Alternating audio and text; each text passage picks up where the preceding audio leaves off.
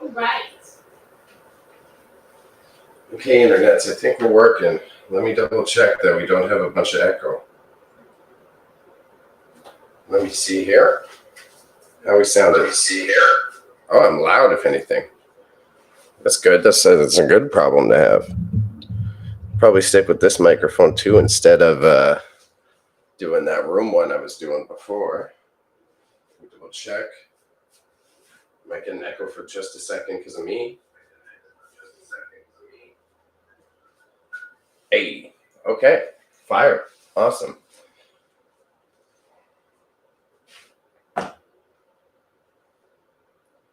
Close that up, and then I've got you guys open here where I can see the chat. Hello, hi internets, how are we doing today? We'd be finishing up the marathon on my end. I'm trying to hit affiliate for March. We got the follower count, as you can see, which has been a big achievement, so I'm very grateful for that. And I'm slowly refining the setup. I think I like you high up here, as well as the, I got the stove. Stove should be working. Let's see, does my hand show up real time? Hell yeah, okay. This is what we like to see. So, if it's your first time watching this VOD, you're watching it on YouTube or you're watching it on one of the other platforms, because I simulcast these. I put it onto, let's see, Facebook, Kick, Twitch, and YouTube when the YouTube bots don't destroy me with copyright warnings, which is always frustrating. Otherwise, we're here, and I do a variety of content. What you'll see if you go back to my channels is I own an eBay store called Grandma's Dead Stock, and I also do in-person vending. So what I'm hoping to do is like integrate the streaming aspect of it into like my regular work routine. So I share all the cool items that I find. We look them up on eBay, we check out the prices, and I also head over to like my physical storage unit, and you get to hang out as I dig around through endless piles of interesting crap. But another one of my many hats that I wear is I was a cook for almost a decade. I worked in the service industry. So not only do I need to do meal prep to keep my life not falling into shambles, I figure that there's a few interesting facts I can share along the way as I do some of this. So hence why I throw on these cooking streams. Now you may see my roommate pop in here from time to time. They're a wonderful human. Yo. Biffles, how we doing? I'm here for a good little bit, looking at a house later today. Big things happening. This man's making big moves too, eh? You've been pretty fucking busy as well, it seems. Puking everywhere, and then also making big moves, eh? It's all about, you gotta build the Gundams, you gotta get sick, and you gotta make big money moves, because I'm trying to also not fade out what you're doing. That's I was about to babble about it, and then I'm like, maybe he doesn't want the internet to know. So today I've got an eclectic list. I have a friend coming over for dinner, so I want to try a recipe that I've never tried, which will also require me to read the recipe live on stream, and we'll walk through it. But if you've ever gotten like traditional Chinese food, like specifically Chinese, there's these things called like scallion pancakes.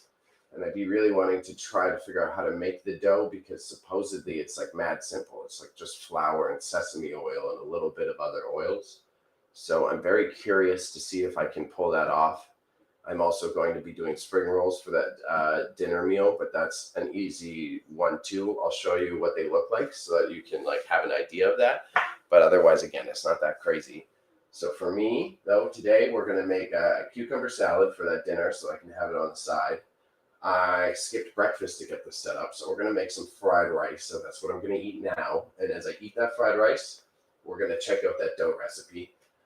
I am also trying to get on my breakfast tip more efficiently, and I would like to make overnight oats more often. So I'm making like a little oat blend with some seeds. So I'll chop them up. I'll make all the seeds and nuts here much finer diced so I can throw it in there. And then I just kind of have a bowl of it ready that I can take, throw in a mason jar the night before.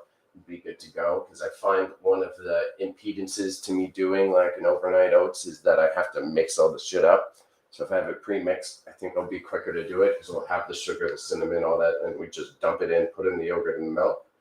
And then I'm making a coleslaw. I've been a little lacking on the greens, so I'm hoping to like have some of that prepped for this week, so I can just like snack away at lunchtime on a little bit of coleslaw. And then, we're going to pull those spring roll wraps and we're going to sum it all up. We're going to run through about lunchtime today, probably finish about 2 o'clock at my time. So that's like a 3.5 hour stream. Dragon's Dogma 2 came out today. We've been covering that. It's a Bailey game, but in its current state, it's not a Bailey game. So it's definitely a little bit broken, you're saying otherwise. But I have seen some commentary on the Dragon's Dogma. I'm slightly interested. It's like a Diablo-style game, right? Also, big medium energy. I've been grinding my ass off. I'm a little tired. So, ain't whining, but you're not getting full exacerbated entertainment energy. And then, sorry, I'm mostly negative on Steam. Oh, shit, the Dragon's Dogma, eh? Yeah, people are mad critical, and now that you got so many other good games out recently, they're definitely only going to compare and contrast in a really shitty way. And cooking streams while fasting, I feel a lot of empathy for that. That would definitely suck, my friend. I think, as I said, I was going to start with the cucumber salad because the Ukrainian in me loves the vinegar to penetrate the cucumbers. So I want to get it ready ahead of time. Probably throw a few onions in there just for the funsies. I think I have radishes actually, which I might grab. I should have radishes. I always forget. I buy radishes, throw them in the veggie drawer, and then I forget about them. So here we go. We're whipping them out. It's a third-person RPG. Third-person RPG. So third-person RPG. I'm trying to think of a relative comparison of a third-person RPG. It's a very like specific type, eh? I'm just double checking some tech. Yeah, we should be good. We should be ready to rock here. Fuck it. I'm wearing my grandfather's sweater. The old Grouches, Drumheller, Alberta. You're over in Alberta, you stop there. So I don't care if this one gets dirty because it's been dirty a million times before. Let's be a good boy, wash my hands just in case. I've been pretty fine, but it's always smarter.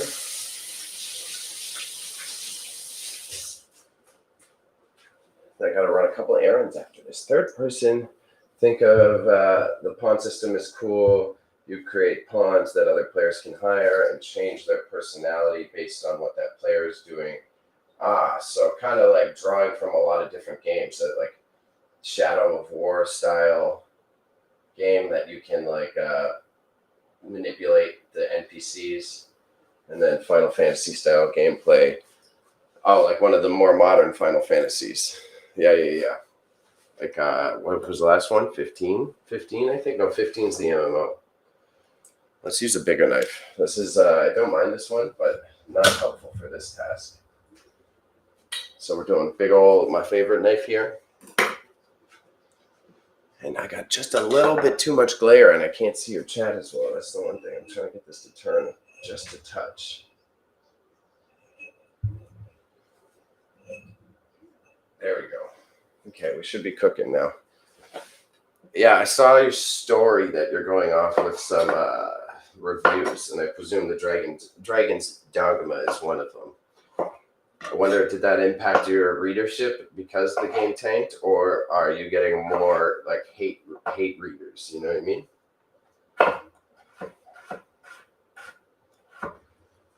So we'll probably need 3 to 4, maybe 5 radishes.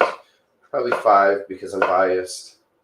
And we'll create like fine slices of cucumber. We throw it in a bowl with some vinegar and sumac and a couple other herbs. I would normally do dill, but I don't have any dill right now, so we're probably going to cheat and use a little bit of oregano to get this to work. Thanks to the tips from Inf, I'm going to slowly improve the tech here. I got to figure out how to like daisy chain these cams. So I'm using webcams to make my life easier rather than all of my fancy studio equipment. But the thing is, right now I send them over a Wi-Fi network, and it does create some lag, and I would prefer to have low latency. Also, if I could just plug these boys in straight to the computer, it would save a lot of the setup time. Half of my setup time right now is making sure that all of my tech is actually set up and linked to the computer appropriately. Like, I have to change everything down to my audio settings on my voice meter to make this type of stream work. So I'm hoping to kind of streamline that process and add less barriers to it so that I can kind of do this way more casually. I definitely don't want to be cooking streaming like every single week or multiple times a week. But it would be really nice if, say, I have some homies over, like a Wiffles or like a Dev, and all I have to do is set up this guy and plug it in, and it's ready to go, rather than having to do a whole shebang to make it work. You know what I mean? 3, 4, 5, 6. We got the radishes. I'm having fun with the game, but Capcom shot themselves in the foot by having microtransactions on a single-player game. Capcom always is Capcom's been doing a lot of microtransactions lately, eh? It kind of is their fault. They did a lot of free-to-play games for a while, too, so maybe they thought that was going to work. Was Capcom the one with the negative news where they're like, we're going to keep running with live service games, and everyone was like, why are you even bothering?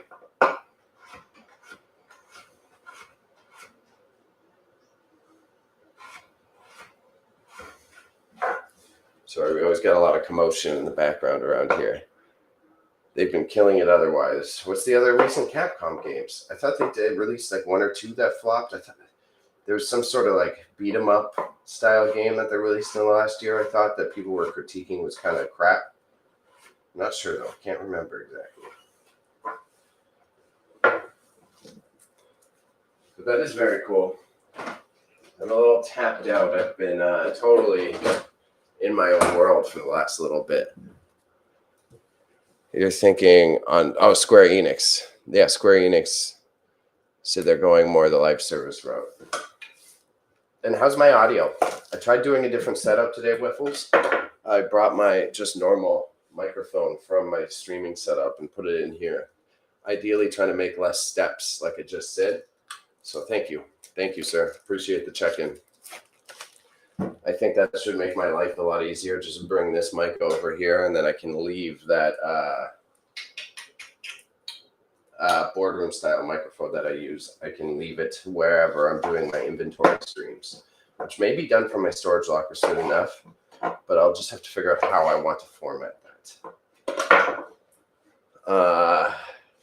Yeah, it's so crazy that there's like a major company still saying that they want to go for more live service games.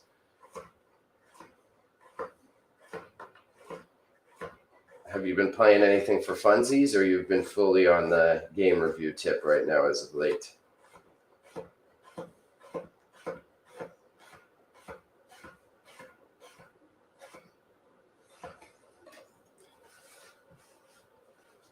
Yeah, dude, you were gone. I did check the Trello card where you've been. I thought something bad happened. No, just been busting my ass here. I was a little tired and overwhelmed. I had like everything happen in the past week. I had to like fix my car. I had to be a landlord. I had to go visit my family's new house. And then over the weekend, I went and socialized. And then Sunday I had to recover. And then Monday I had to grind out the storage stream and get right back to it. And then It just, the list piles up, right?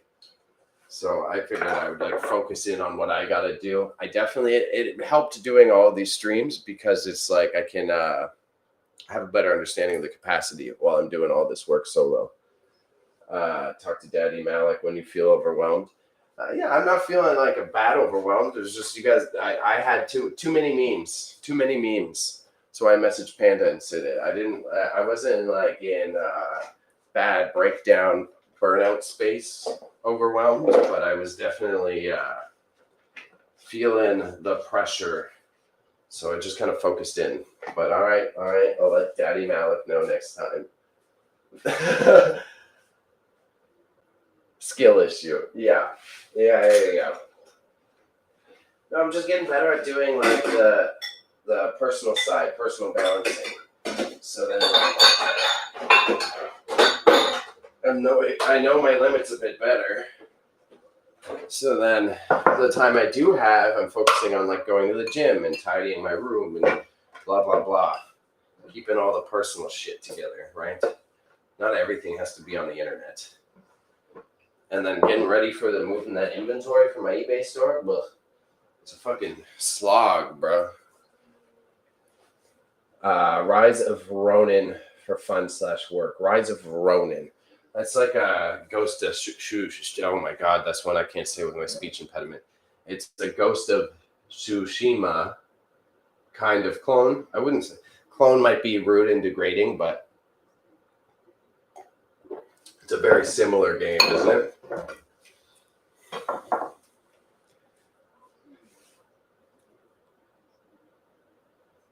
Dark Soulsy.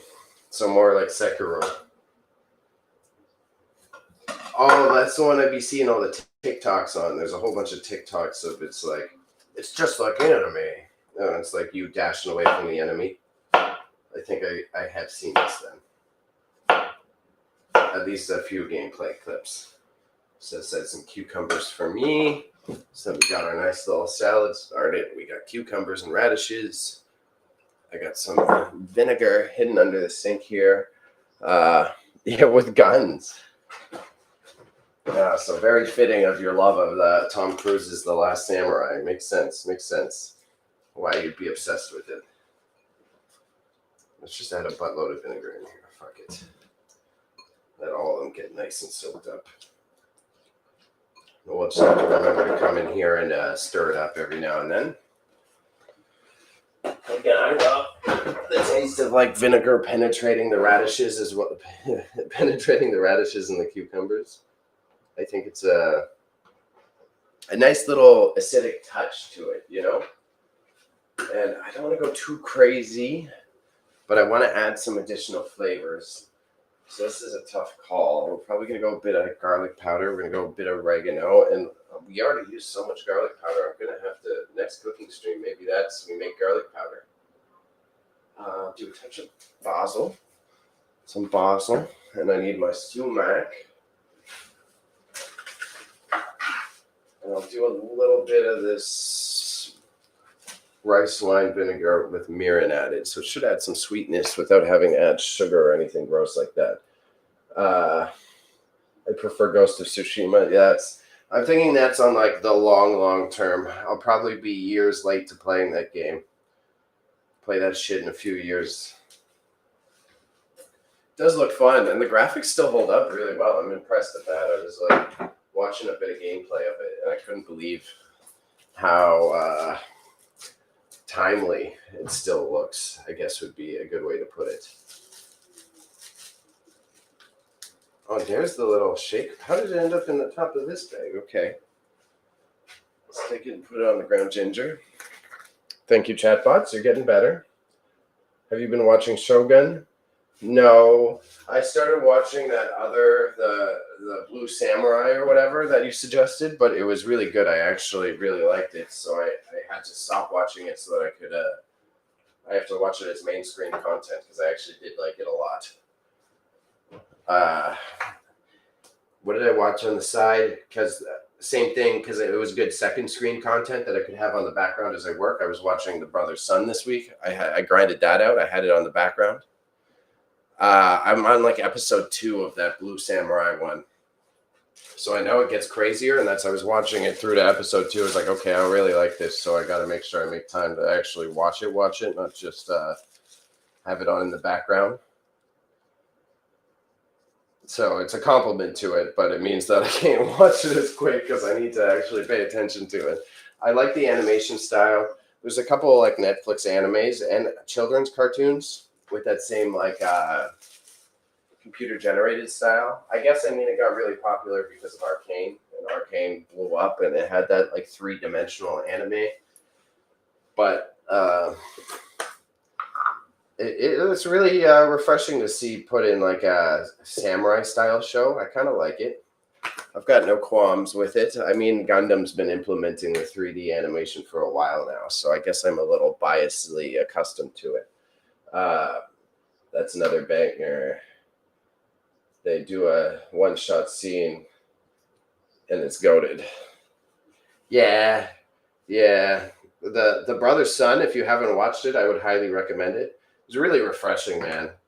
Uh, it was kind of like a stereotypical Hollywood story format in that it was like a brother comedy, like one's the hard one, one's the goofy one. But it was refreshing to have like a Chinese centric theme to it and have them speak Mandarin probably as much as they spoke English in the show. And I guess I'm being a little rude because they were from Taiwan if I'm really paying attention to what was there. So I should probably check myself on that. But it was just a non super Caucasian show is kind of really refreshing to watch.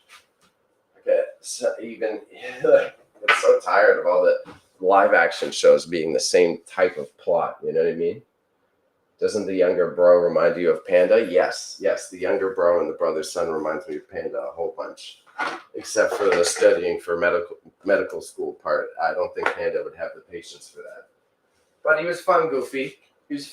I liked him. I liked how they like presented. It's kind of like that was the twist on the brothers comedy. I liked how he was like showing his worth, that it was like because he was a nerd that he wasn't just the butt end of the joke the whole time. They're like, no, he's actually useful for the ways that he sees things. I liked it a lot. And then that's what I'm saying, that the change up of stuff, it's for improv. The improv was also the improv was the good insider. Every Hollywood writer loves to write about how improv is whack. And so I kind of get sick of those jokes sometimes, but it was really refreshing again to add that like cultural twist. And I love the one bit where it was like one of their family friends the whole time was like, there wasn't enough rapping because all they wanted to do was see Hamilton. And I did like that. I did actually. I thought that was quite funny. And the action scenes were fire. The main brother, the badass brother, fucking great. He must have put in so much training time to get those scenes done, man. That shit was heavy. And then as I messaged you guys about like a week ago, no, it was Sunday. I think it was Sunday because that was my relaxing day. I had the Vince Staples show on and a few episodes of that. Very highbrow wise, wow! I was just super impressed. I was expecting just another like. I didn't think it would be trash, but I thought it would be another example of like rapper shows funny dichotomy of what it's like to be like a normal person versus a rapper. But the writing was kind of highbrow, like esoteric. A lot of the jokes were ironic rather than just being straight out funny. And then it was filmed really well. There's this whole episode that was like Tarantino style, and it was like oof. And then bro just loves baking. Yeah. The churros, all that fun stuff. I liked the baking of it. I really hope they leave it alone. They kind of set it up like they might do a sequel, and I really hope they don't. I like the one season. They should leave it at that. I think the characters and all that, like all the reasons we cared for them, it will kind of start to demean how cool and unique it was if we have to see another season of it. But I mean, if it was written that well, maybe, who knows? But it would be interesting to see like how his mom lets him bake and be a gangster. So I wouldn't hate that though. I'm glad Shogun is having. Oh, I think they are. Yeah, because the way they ended it, I was like, oh, it was ended very much like, oh, wait till we come back for more.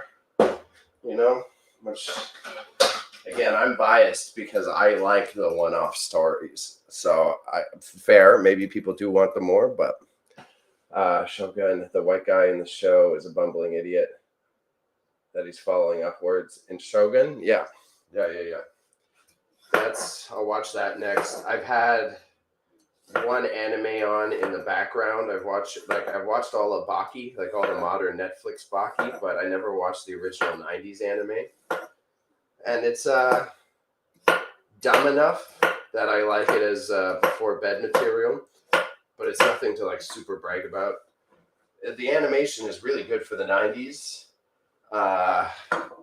It's funny to see that the art style is consistent between this 90s one and the Netflix adaptations. It's this like very like sexualized tough guy stuff. It's very interesting. I didn't think they would do that in the 90s, that like they have these like cute boy faces on these mega jacked guys, and just like being a Dragon Ball fan, it's such a funny dichotomy to see Baki characters drawn with like these cute guy faces, and the whole theme is like, who's the strongest fighter? Have you seen Godzilla -1 yet? No. That's also, again, because I'm trying to make it primary screen content. First few days of this coming month, I'm going to take a little breather. I'm going to have one day where I just nap. So maybe we'll do Godzilla and Shogun on like the 2nd. I think the 2nd, April 2nd. I'm just going to nap and rest. So I've been busting my ass. I'm going to stay on the streaming schedule. Probably on like 3 to 4 times a week instead of like every single goddamn day. But during that rest period, I want to catch up on some shows and literally just be lazy fuck, lie around a bit and sleep. So maybe Godzilla and Shogun will be the move. But no, I saw that Godzilla won a whole bunch of awards for its art style. So I just peeled a bunch of carrots because I want about 2 for the slaw, and I want about half of 1 for the fried rice that I'm going to have for breakfast. The cucumber salad is done. I don't think I showed it off. That was one I was moving too efficiently, in case anyone wants to see how it looks at the end, because I like my spiceroos. Yeah, it's pretty nice. I have no complaints. We've also got my cooking camera working properly, so maybe I can dish it up here too. Might be able to get a better look at this bad boy. Yeah, kind of. That's cool. So that's my cucumber salad, radishes, sumac, basil, oregano, garlic powder, and things of that ilk. We've been binging all the Godzilla movies as of late. Did you ever watch that like kind of mid Godzilla anime that's on Netflix? The first 2 of them I didn't mind, and then it started to get weird. It started to get way too weird. I like their whole like Mecha Godzilla approach in that anime, but otherwise it was like meh, big meh. So I'm prepping for the fried rice now so that I can eat. I need some food in my belly. But binging all of the Godzilla movies. Are you going all the way back to, you're just mean the modern ones, right? You're not like watching the 80s Godzilla films, are you? Because that would be kind of cool. That'd be also fun to clip. That'd be a good one. Just toss on some screen recorder and toss some clips onto the Marching into Madness page.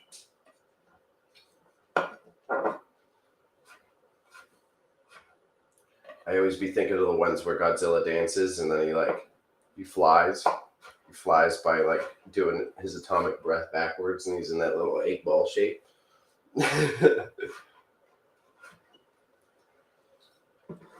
So I'm just julienning some carrots right now because this is gonna go in my fried rice. Probably have a little bit of raw carrot on the side with these extra cucumbers that I set up.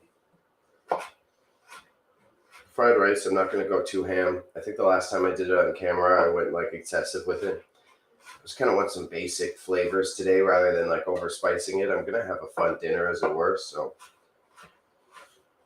I kind of just want like soy sauce and ginger style.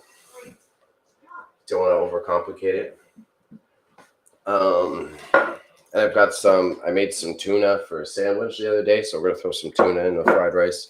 I know it's not stereotypical, but it does happen sometimes. I've seen a few made by Toho, but I'm watching the Monster U ones to get prepped for Godzilla X Kong. That fair. That's fucking cool and fun. The clips of it do look good. I have no Sassy Bailey judgments of Godzilla versus Kong. I'm surprised that it actually looks good. I really thought it would be something that they dropped the ball on. So I'm sort of impressed by that, I gotta say.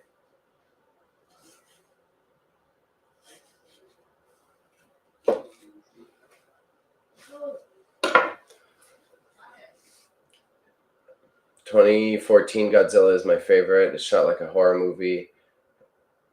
It looks so dumb, you don't have to play. Looks so dumb, you don't have to play.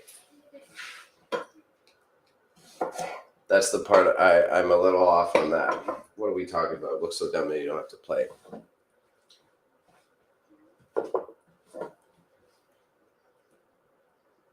Looks so dumb you don't have to play. Yeah, what are we talking about?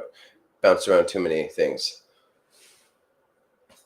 Kong rides Godzilla is such a stupid concept. I love it. Yeah, exactly. Yeah. I'm all for it.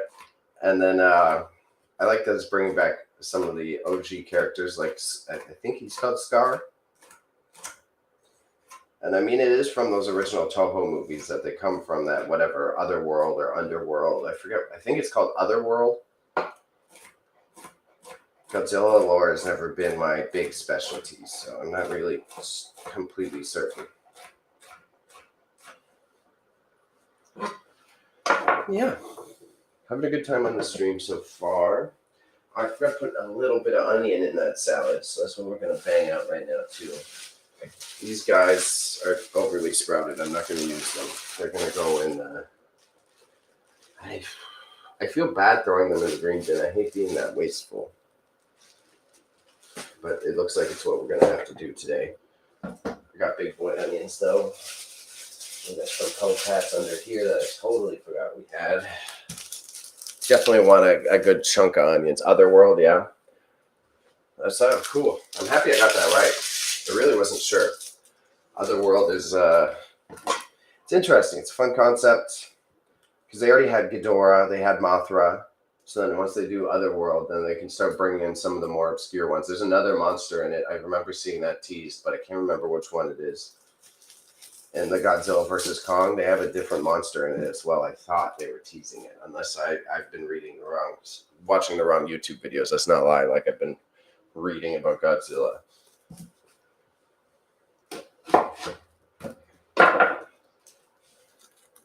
But yeah, you see, I got like 60 some odd followers. I did really good on the streams this week. That people were popping in on, a lot of follows off of it. But I need to get that average viewership up so that I can hit that last mark for affiliate. Thing is, I'm not super stressed about it because even if I don't hit the affiliate by the end of this month, by winding down the schedule, that viewership percentage will go up. Like when I'm just doing the Tuesday and the other stream, I think my viewership percentage is down because I've been experimenting and doing so much. Like I did like fucking damn near 14 or 20 streams this month. So it kind of makes sense. It's fair that the lull times on the inventory side of things kind of brought the average number down. So I'm not salty about it. So even if I don't exactly hit affiliate by the end of the month, I'll have all the assets. So I'll probably make a list and start to get the other stuff ready, like figure out what I want to do as viewer rewards and all that, so that I already have that prepared ahead of time instead. I've been onboarding that other homie too. He was supposed to be coming through to some of these streams, but I'm providing him the same patience. So we've been providing everyone we collab with. Mega Godzilla was in... Yeah, Mecha Godzilla. Did you see that new Bandy, the new link? I didn't read that link. I saw the clip of it, but it's an anniversary line of all the older kits revamped. They're really having a resurgence. Bandai's fucking killing it as of late. I think they're gearing up for all their movies, because that was the big news we did on our podcast a bit ago, that like Bandai fully merged as like rather than just a toy company that works with studios, that it's like an entire media conglomerate now. So I really think they're trying to like pump the juice on that. And I even noticed that they did a Tamagotchi re-release, and Bandai technically owns the Tamagotchi brand too, right? So I think they're really trying to like hit that 90s nostalgia, you know, as well as like capitalize on us Gundam nerds. It's an anniversary, which is, yeah. I think it's smart and fair. Again, we've rambled about it. The children's show, the one where it's like Beyblade, isn't my cup of tea, but it's a smart move. It's definitely a smart move to have them like do the VR set. They're also supposed to have that MMO world, but no one really cares about it. They have like Gundam Universe or whatever. You're supposed to have this character, and it's supposed to be kind of like that TV show where you like build Gunpla in this MMO, and then you get to battle them. You kind of have this hub world where you can hang out with people, but it's like big mid, like extra mid, you know? Like everyone's like, Gundam Evolution was great, and you quit on that, and no one asked for this weird VR world thing. And the thing is, even if it was for the kiddos, it's not really accessible to the kiddos.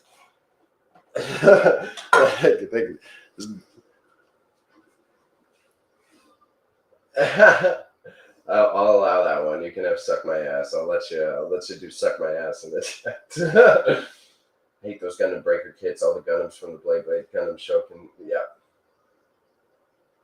They are a little excessive. That's where I do agree. They're all way too much.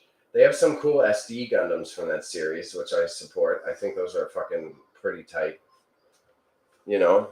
But here, I just got to check something right quick.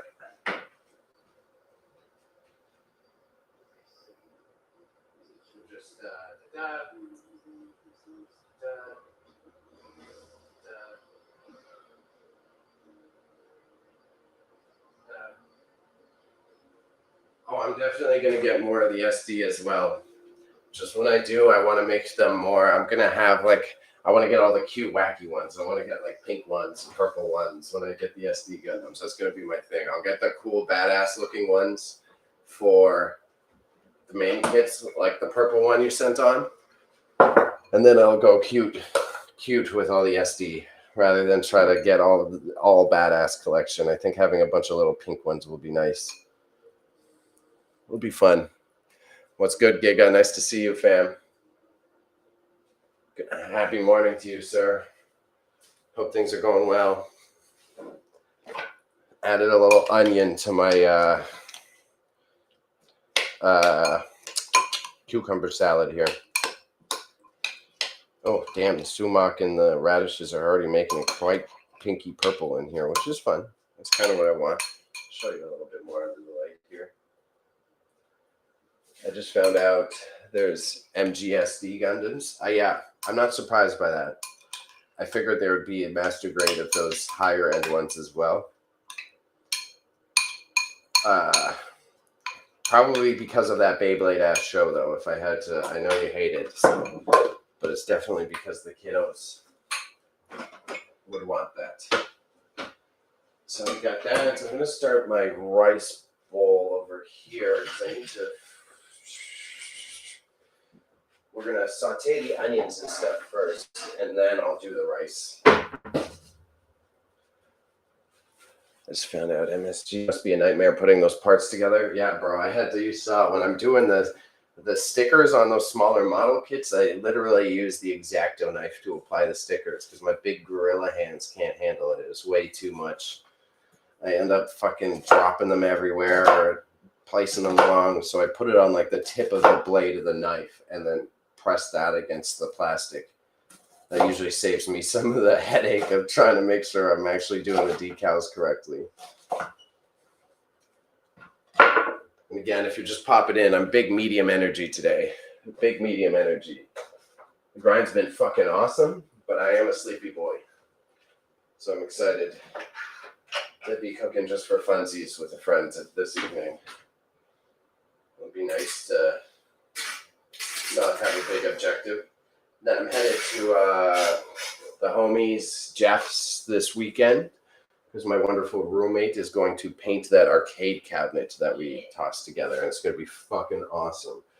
I made some videos of it, and I plan on like making a sort of TikTok. I'll probably do like a part 1 and part 2 of putting it together, but I don't think I want to put too much effort into it. I think it's very cool, but yeah, I might be taking a lot of time just to edit those talks. I'm definitely going to bring my camera to do like a final hero shot of the painted cabinet because it's going to look really cool with my roommate's space creatures everywhere. Well, March is almost over now. Yeah, I know. I know, buddy. We hit that follower count. I got everything I needed to do. I got on eBay stream this week. I found which gachapon balls I'm going to get for my capsule machine that I'm going to put into the stall. And then this weekend I should be buying a TV for the stall. And then I also got my Raspberry Pis in, because the way I'm going to set it up so that I have a television in my stall, and every time I stream, then we're going to be live in my physical stall. So even on the Tuesday conversion streams, that will help add cool background footage to there. And then when I'm not live, I'll probably have it just playing my YouTube playlist of converted videos, which I think will really help convert, bringing new people here, because I'll be putting all of this content in front of people who are actually interested in the items that I do. And in this way, even our cooking streams, I'm starting to get used to trying to do these at normie hours. So then even now, we start at 11, we start at 10 o'clock. People will be able to see me cooking live in my literal stall, which I'm fucking stoked for. I'm working on our stuff, got some ideas running in the background. Fuck yeah. You know where to be putting the list. And I know it's intense, but I think it will be really fucking awesome. It'll be really unique. Like, some people have TVs in their stalls, and I've seen it at other vintage markets, but no one really like uses it as a platform to show off their stuff. So since I'm kind of doing this like triple threat of a hustle, where I'm showing the other side of it is like this influencery side of things, I think it really not only will get in new people, but is like a big flex of my capabilities if I can have a mini computer in there. I tried every single other tech route to not have to do a Raspberry Pi, but it's kind of what I got stuck with. Like, I was hoping, I thought I could get like a Samsung Smart TV and then be able to remote into the Smart TV and have that go. That didn't work. I thought I might be able to have a Fire Stick and then remote into the Fire Stick, and that was even more coding than making a Raspberry Pi work. That was some insane. I would have had to like spoof a bunch of different IPs. I would have had to like trick the HDMI signal. It would have been, it's within my understanding, but slightly outside of my reach of like coding ability. So it would have been a very stressful thing if it broke, versus creating a Raspberry Pi and then tethering it through an app to my phone as well as the computer for remote access will definitely, it's like 10 times easier. Like, especially because Raspberry Pi runs on like a shell that's Linux. That's a lot easier to put these like, I'd be basically making a virtual machine that's much easier to operate from a distance, and then I don't have to like spoof IPs and all this. I can just have access to the actual unit. You ever buy the Indian snacks on the Fresco's? They're bomb. Yes, the one they have, the highly underrated. You see them a lot more in Toronto now, but they have those. They have like the flaming hot Cheetos that are like Indian. What is it? The kari kari or curry curry? It's like KURI or KARI. And it's like a masala hot Cheetos. Those things are fire, but a little too much MSG. My tummy doesn't like it. My mouth loves the taste. Yeah, so you're eating those now? Yeah, those things are great. They're so tasty, but my tummy, something, I think there's a lot of MSG in them. Something about one of the chemicals in it. Tummy doesn't like it, but the flavor, on point. And then sometimes I'll buy those like typical... the typical snack mixes that are whatever. They all have all the weird bits in them and like little lentils that are cooked and baked chickpeas. I wish I had those names memorized, but they absolutely. I've had them so much in Pakistan. They're all over Toronto now, bro. They're pretty good. Eating the naktat numbers with the lemon hit. Yeah, okay, those guys. Yeah, like those. Yeah, that's what I'm talking about. Those seed mixes, I like them a lot. I like to take those seed mixes and then mix them up with like trail mix, and then it adds this really good balance of like sweet raisins, white people, peanut taste with the spicy masala of like cooked lentils and shit.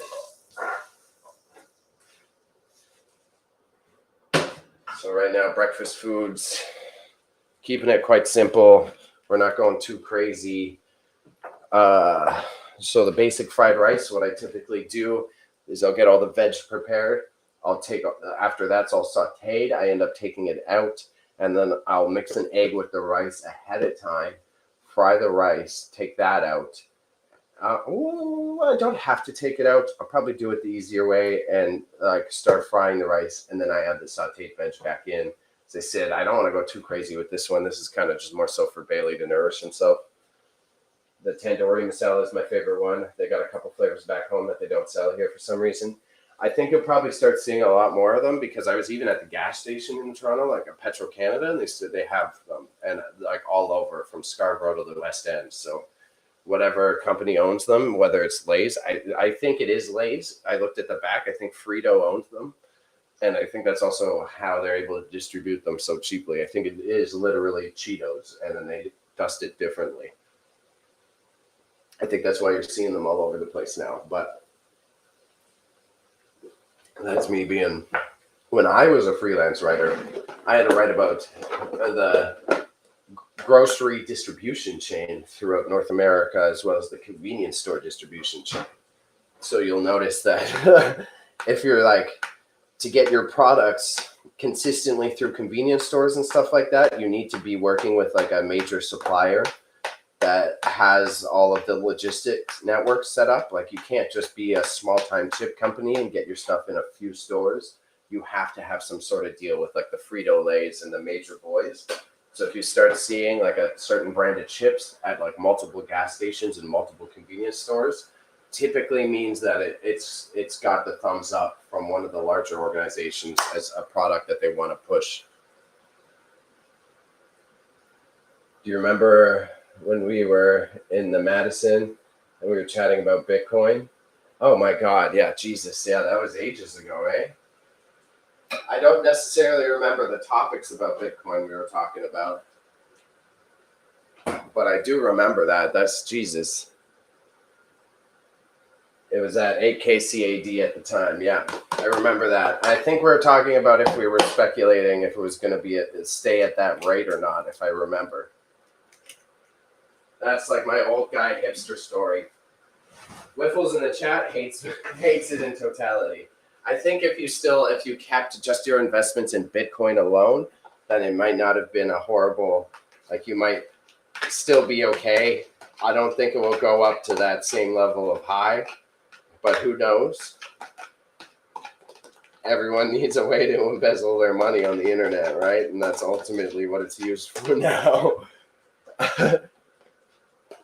Is that 87K? Yeah, no, makes sense. Makes sense. Big flex though, big humble flex. I could see how that built up over time, and especially when you have the patience to sit on it, that's the smart move. I think that people treating Bitcoin and like cryptocurrency as like a day trading option is extremely unwise. You may as well just do day trading, right? Like if you're going to day trade in crypto, meh. It doesn't seem like it has enough securities. Again, not super, I'm the wrong type of person to be giving financial advice. I can admit this. I'm humble to this. But based on my reading of the internets. Yeah, big stocks.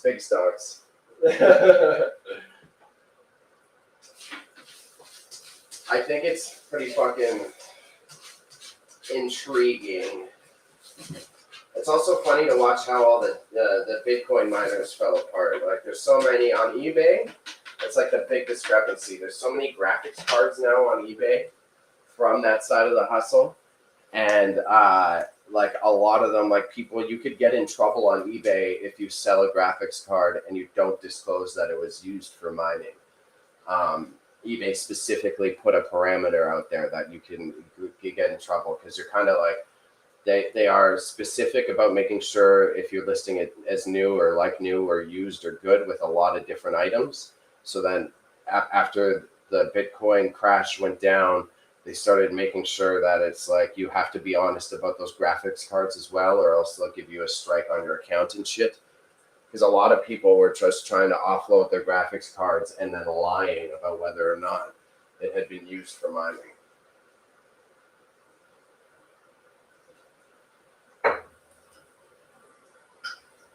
I saw Dumb Money this week. Reminds me of this because it's about the GameStop stock. You should watch it. It's pretty good. Paul Dano and Seth Rogen is in it. Dumb Money, Dumb Money. I've seen the Netflix ads when I open it up. Yeah, the GameStop.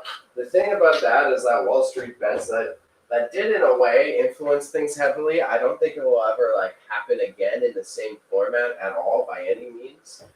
But it made all of the big stonks, the big time stonks people are definitely nervous that it will happen again. It's one of those like buzzwords that they fear nowadays.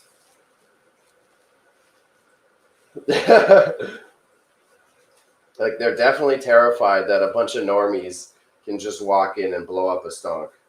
That's something that I would say is a little obvious. And of course, they make a Netflix show about it. Like, rich people get scared. Let's make a TV show about how scary it was for the wealthy. Like, I wonder who's funding these Netflix shows. Maybe the people who got screwed over in that scenario. You know? How's my food camera? Food camera's not blown out today? Yeah, yay, it's not blown out today.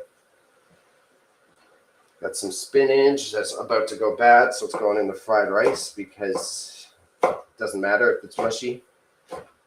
And I've been a pretty good boy, but I've definitely been lacking on greens. I've been really lacking on greens, hence why we're making the coleslaw after this. I got to make sure I get some of those healthy fibers and nutrients out of that. I'm going to throw, that's why I sliced up 2 more carrots here because that slaw. I'm going to do some Napa cabbage. We're going to do carrots in there. Maybe a little bit of onion, but not too much. I'm not going to go off excessively. And I'm going to have it just pre-mixed in the fridge so I can take a scoop of it with like every meal that I have. Yeah, the Robinhood app highlighted that, Amazon Prime. So our boss is funding it. Your boss is funding what? And the Robinhood app, supportive of it, makes it accessible. Oh no, the Robinhood app is the one that blew up. Yeah, the Robinhood app is the one that blew up.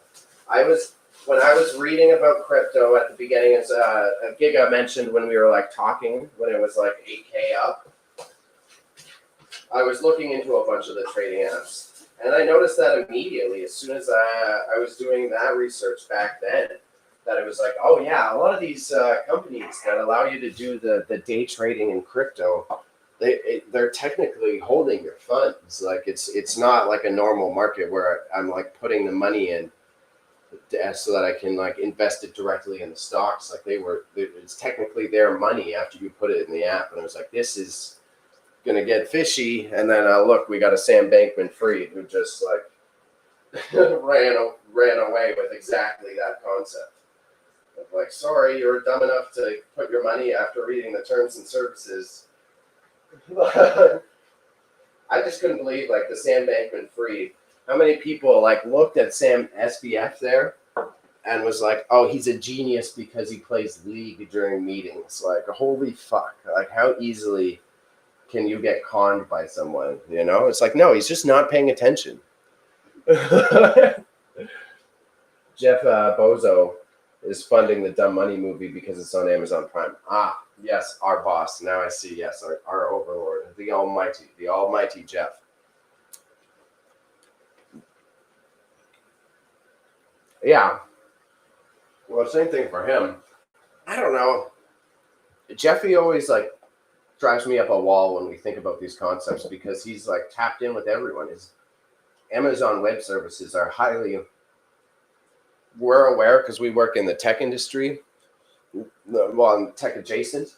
We got Giga here who actually works in tech, and I think a lot of people are highly unaware of the background services that Amazon offers, and that it really is. It's like Amazon versus Google are the two major giants. And I know people are aware that the power that Google has and the power that Amazon has, but I don't think they're aware the capacity and the way that they have control over those markets.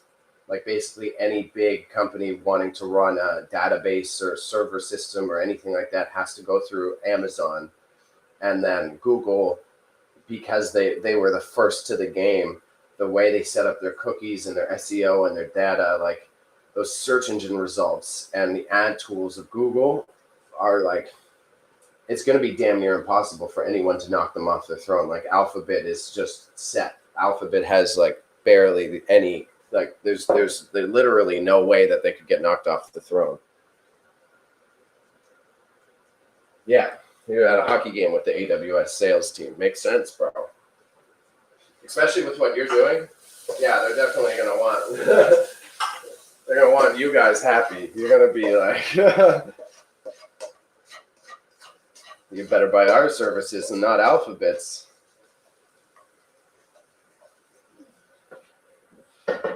Which is crazy to me, but they're also both like. I like F1, so I'm a little biased, but it is a big example of who's got the big bucks. Because sponsoring an F1 team is like tens of millions of dollars.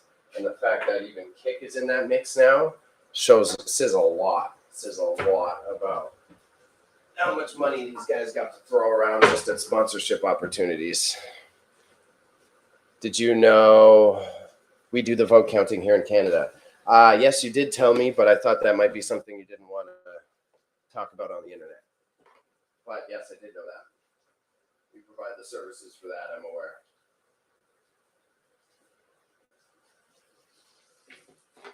Which is cool, crazy, intimidating when you think about it. Audio went low, still low? Still low? It might have been me walking away from the mic. That's the one thing about changing the setup.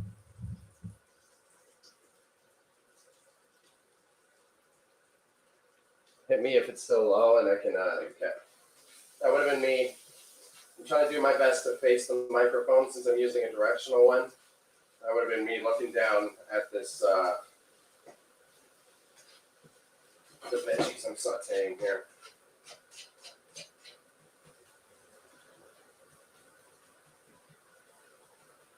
Again, keeping it nice and simple so I don't have a big brag about all the spices I'm putting in today. I'm kind of just doing like oregano, garlic powder, paprika, that type of shit. And we're going to end up spicing it up once I put the rice in there. Just realize I'm doing the scallion pancakes. I might be a little low on my oil here. So we'll see. We'll see if I've got enough to get through it.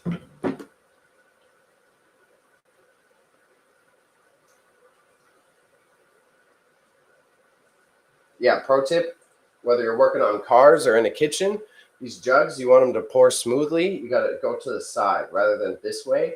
Go on the side of it. And that's how you end up getting a smoother pour. Most people make the mistake of going this way, and that's how you get it. It lugs way more. This allows the air to get into the jug, so then you can get a smooth pour instead of struggling with it otherwise. So it looks like I'll have just enough. I'll leave this out, but I have to be careful because one of my cats loves to eat fucking vegetable oil of all things. It's gross. Yeah, it glugs. Yeah, you got to do the side. You do the side pour, and you defeat the glug. It feels counterintuitive. Like even if you're putting washer fluid into your whip, you want to pour on the side, and that will help. It changes your life, bro. It changes your life.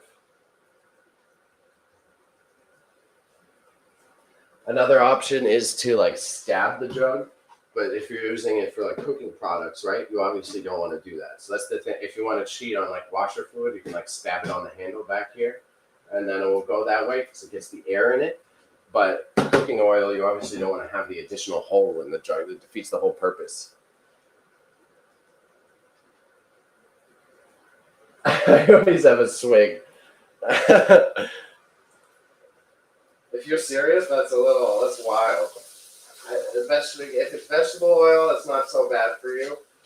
But I guess you're getting like the good cholesterol out of it. I've just always sketched out that it's like you don't really know if it's full, true vegetable oil. Like especially I'd be getting all my Costco shit there, right? And I'm always hesitant. I feel like Costco be lying. You know, I got fish oil pills from Costco, and I'm always like, how much How much of this is clean fish? You know, what type of fish is going in this fish oil? And how would I even know? Good fish emoji. So then I'll hang out and eat this fried rice live on camera with you guys for a little bit. And we got to read about how to make the dough for the scallion pancakes, which, as far as I read, should be quite simple, but it will be my first time trying it, so I might fuck it up. And I can be humble enough if I do. That's totally fine. It's I want to make sure. Well, make sure is a heavy word, but to have fun with it and also not just do a big flex of like making stuff that I already know how to make. I think part of the fun part of these streams will be always trying to include at least one dish that's like my first time. So we're kind of going on a journey together. And then overall for the knowledge sharing stuff, I like to try to be transparent that I'm like not the boss all the time, right? That you can pick things up that quickly as well. I think it's important to share transparent honesty when you don't know how to do something. So I find a lot of people have hesitancy to like pick up a new dish or pick up a new thing just based on whether they have done it in the past or whether they can. So I kind of am fine with fucking up on camera to show you that it's okay to fuck up. You know? Slips in. Hi all. Hi electrifying radio. That's a cool handle. How you doing today, Mr. Radio? Can't call you Mr. Radio?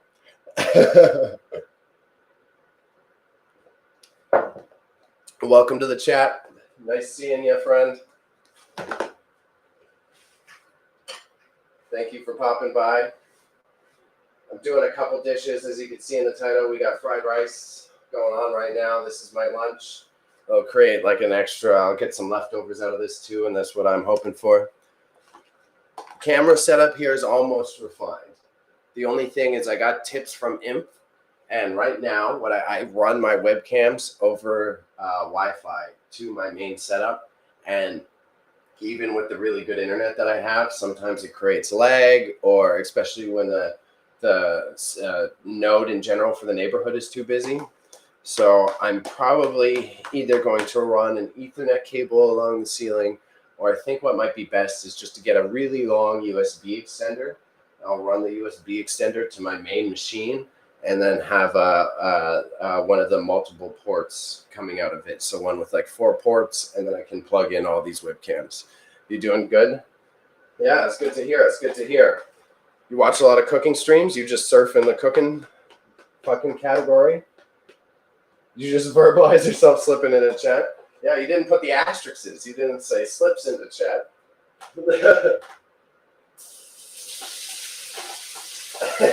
Giga, be nice to the new viewers. I'm also teasing. I don't mind. Go ahead. Judges. Yeah, see, there you go. There you go. You know the role-playing moves. That's fun. So fried rice, one of the best tips I found to make it more restaurant quality, it's like you can see this, is to add the egg into the old rice that you have ahead of time. And then that gives it that like Chinese restaurant ass texture. It has, because it's dried out old rice, and the egg coating the outside gives it that like, the je ne sais quoi, that like crunch but fluffiness is kind of what I would say. Like that crunchy fluff. Whiffle seems like a big asterisk guy. Not really. Not really. Maybe back in the day. But he is a games journalist after all. I'm sure there's more than a few times in his gaming reviews he's used the role-playing asterisk move. And that's no offense to you, sir, but I'm quite certain it's got to be like, I see you as the checks notes kind of guy. You're kind of like asterisk checks note. Yeah, I try to search out new streams each day. Yeah, cool, man. It's fun. I wish I could be better at that. That's what I really lack on. As you can see, I'm like close to hitting affiliate, and definitely the next move I have to do. I've been lacking on it with all of my hustles. Is I got to go out there and make new friends. You know what I mean? Oh, you're not allowed to check notes. If I'm correct, it confuses the Google bots for SEO, but it could be off there. I'm sure that every publication has a different reason for it. So then, like already, you can see it's got more of that like restaurant style texture to it, with the little bitties in it. And then after I add the veg, I'll start seasoning everything. Again, I usually go more fancy. I would add a bunch of hot sauces and this and that, but I'm really craving kind of basic today. Kind of just want a little bit of soy sauce, a little bit of hot sauce, and not go too crazy. I tend to over spice things because I love it. So a little bit of variety is making it basic for me. Whiffles and have a hotel in the lobby. Shuffles nervously. You want to see my room? I have 3 HD sofas. Oh man, you already know I was a scammer back in the Habbo days. I think I've already told these stories mad times on stream, so it won't go off too much. But I was big in the Habbo lobbies. I was there for the whole like pool is closed era. I did that in Habbo Hotel. You don't have to remind me. Me too. We got a bunch of Habbo dorks here. That's fucking hilarious, actually. I should have slightly anticipated this, to be honest.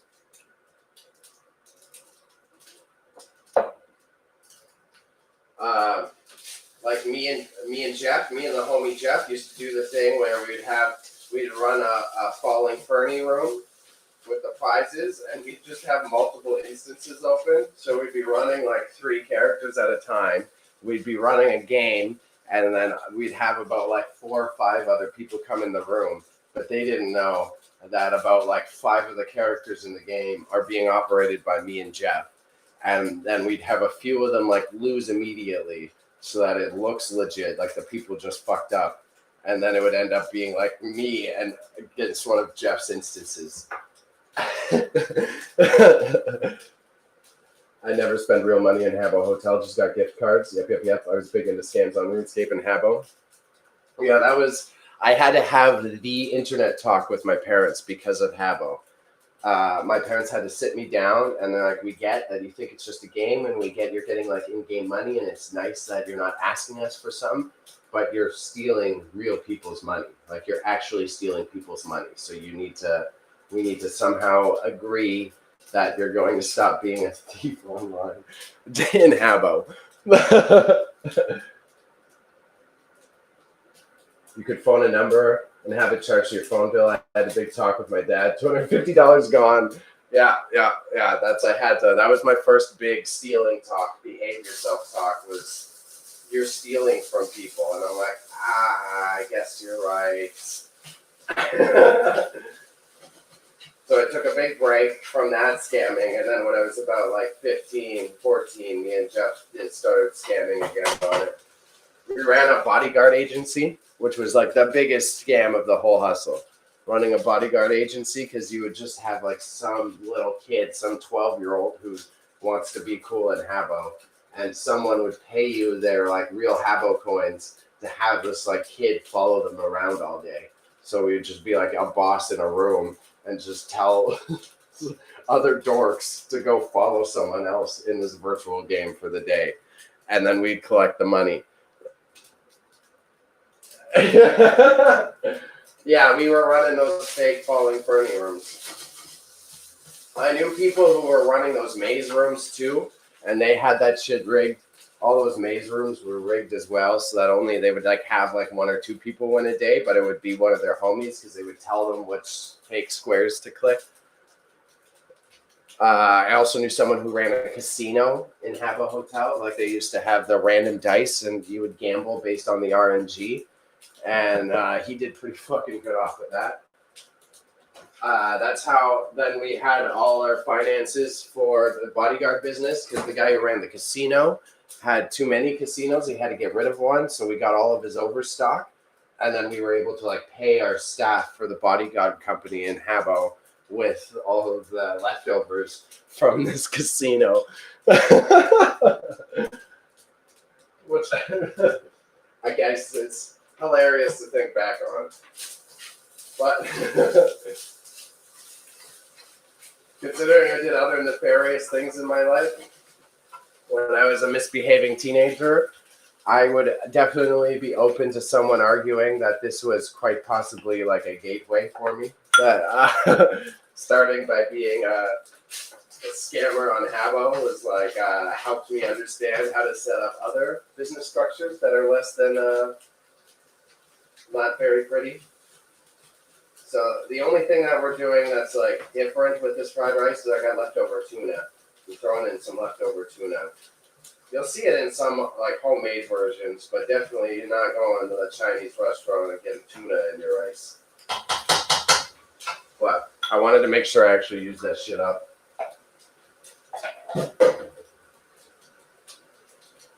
Scamming in RS was way easier. Got a rare item no one knows about. Stand at the opposite end of the trading center. One friend, yeah, buying Zamarok. Yeah. I do remember that. That was like before the Grand Exchange. I used to mine rune essence for people. And then you'd have to be very careful because the people who would buy the rune essence were quite often those scammers. So I'd like spend like a few hours of the day, mine the rune essence. And then if I didn't have like a legit plug, I would have to just sit on it because otherwise if I tried to trade it to a rando, they would usually do the log move on me. I remember this. And then up until a few years ago, one of my boys, he used to do the wagering at the arena. Like, I'd say about 4 or 5 years ago, we used to do that shit for like, all the boys would hang out. And we made like $200 in a night just wagering. It's always crazy to see it. It's like 100 million in RuneScape equals about like $100 USD, something like that, or $10 USD. 100 million RuneScape gold was about $10 USD. So like each time we could wager like 100 million, we're wagering like $10, real life money. That shit adds up, bro. Shit adds up in a very fruitful way. Just making some coffee extra for Bebe. Mix that tuna up in the rice. And then we add the veg after. And then I season it. And then I scramble an egg in the pan separately. And we got homemade fried rice. We're good to go. I like to cook this probably a little bit longer than I would if I were serving it to other people. I like the rice to get rather dry for my own personal taste buds, but probably about now. As you can see, it's got a little, like, it's a lot less, it doesn't stick together anymore. You'll see that as I shake it. I would serve it about now if I was cooking it for others. But, yeah, scamming days. I knew people used to scam in Warcraft too. I remember I was like 12 or 10 or whatever in RuneScape, and I got caught by the armor trim scam. I got caught by the scam of like, yo, let me trim your armor, and then logs out.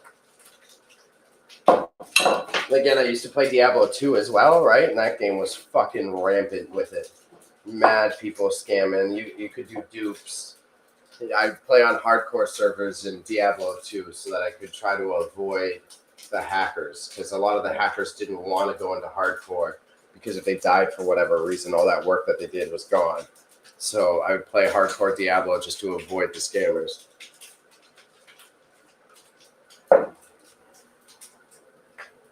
This is why Bailey doesn't play anymore. Yeah. Too much trauma from my childhood of gaming. So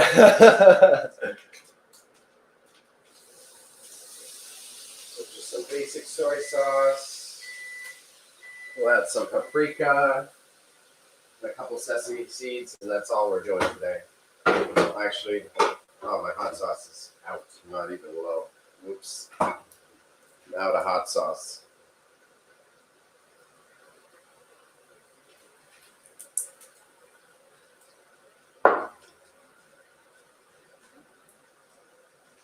itching to scam some kid. Yeah, yeah.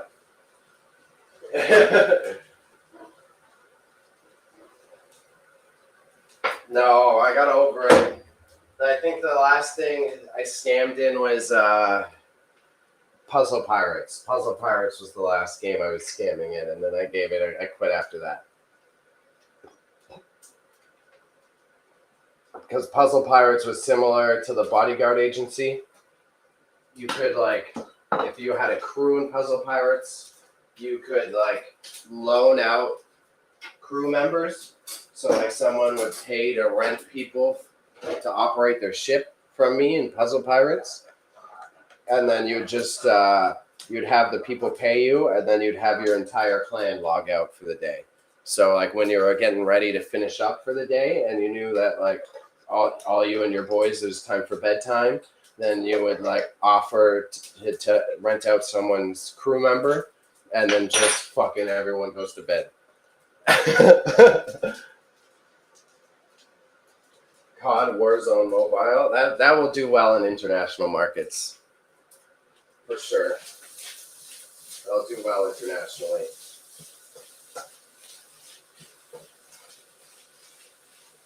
COD Mobile is definitely propped up from people in Sri Lanka who can't afford a PC. You know what I mean? When I was playing COD Mobile for the little bit there, it was like, yeah, I was playing with some kid in Venezuela, some kid in Mexico, basically wherever you could get like a okay internet connection, but the price of the tech is too expensive, and those mobile games thrive. It's way too hot. I can't drink that. I'm going to burn the shit out of my tongue. That's some paprikas. And I said sesame seeds, right? Yeah. Yeah, I think it's different. COD Warzone is a beefy game. Well, like, because that's also international. Getting a micro SD card isn't that expensive in those countries either. So it's still a lower barrier. Oh, bro, and you should see it. Some of my broke boys in Scarborough, they've got the whole setup. So it's like you know how you have a laptop cooling fan? You can get that for your phone, and you plug that into the phone system, and then you play COD from there. I even seen people who have they got the little thumb sleeves to play, which is wild to me.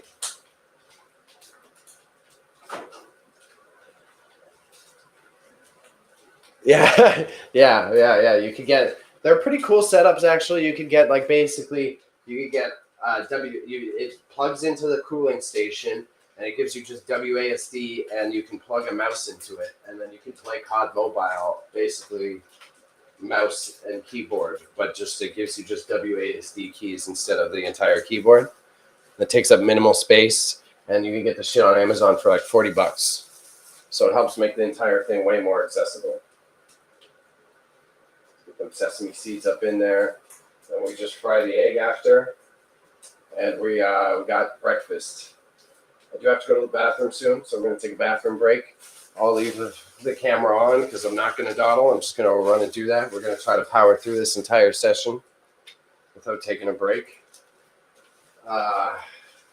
Then, yeah, we're already doing pretty good. I'll eat here, eat this food that I just made, and we're going to figure out that scallion pancake dough recipe.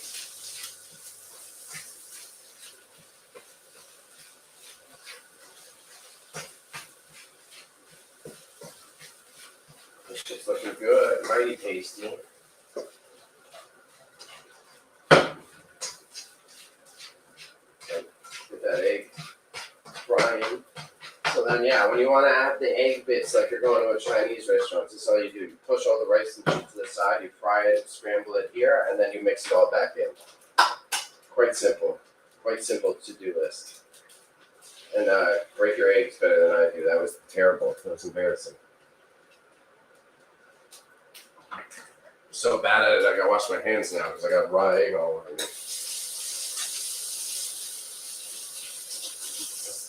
I am excited for spring rolls today, though. Quite easy to make in an air fryer, actually. Probably way better to deep fry, but this way they're like slightly healthier. And it comes out pretty damn near the same consistency. Sometimes if you overstock them, it can get big mid, but a little bit of patience solves that problem. See, as you see, and just considering I have so many things in the pan, I want to try to make sure I don't have too much of the egg residue, because that will make it so that the shit doesn't all fry evenly once you mix it all up. You see how I got them in little scrambly bits now? And you just mix it up. Now it looks like fast food fried rice. You get a little added protein up in there. Especially because I already mixed one in with the rice itself beforehand, and then I scrambled this. Way better for you. Way better balance.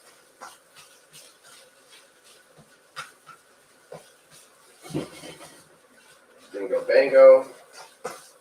We got something spicy here.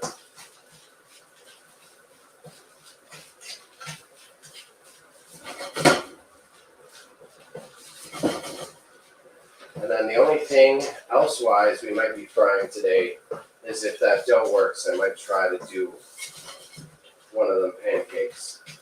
But I'm not sure. I did buy flour specifically for this reason. The only thing I gotta do today after the stream, I gotta do a couple things actually. I shouldn't say the only thing, but I gotta go ship some of my eBay items. I sold one of them car stereos for like $1.20. Fucking got it from Value Village for $10, bro. $10 car stereo. Flipped it like 10 times profit. The sketchy background has its benefits sometimes because a lot of people passed it up not knowing what it was. It was like peak picking hours too. There was a bunch of people with shopping carts in their eBay app out.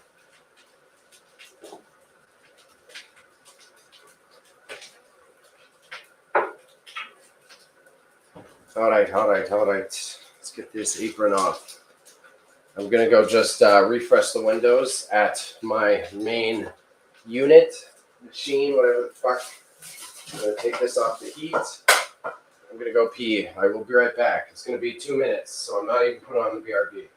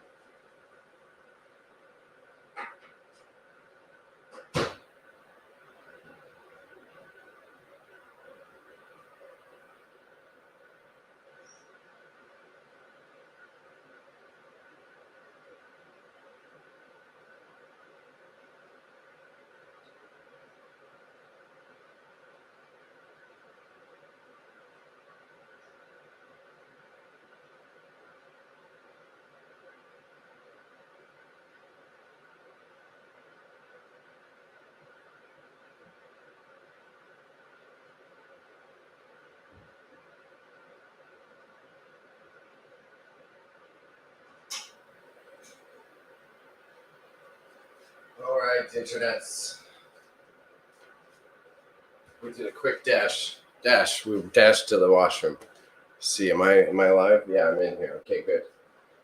Camera didn't fail me. I'm gonna double wash my hands just to make sure that no one can pin that against me in the future. Definitely washed my hands a second ago, but we're gonna do it in the kitchen right here. We're gonna eat some of that fried rice on camera, and I'm gonna read this scallion recipe. Maybe I'll clean this counter a little bit too. Then we're gonna do our oat mix to prep for the overnight oats so that I can ideally make those easier. And that will be a fun variety so far. Oh, this looks great, actually. Gotta stop being surprised at my own food. Eternal problem. So look at what we got going on here. Nice, quick brunch for Bailey in fried rice form. Very happy with it. We'll get to nibbling. Got the phone out. Let's figure out this recipe we're looking at. So, scallions. Scallion pancakes. Do I still have it open? Please say I still have it open. No, I do not. Oh, did I sell anything yet? Let's also check that. No, not yet. So open other window. Pull up the recipe.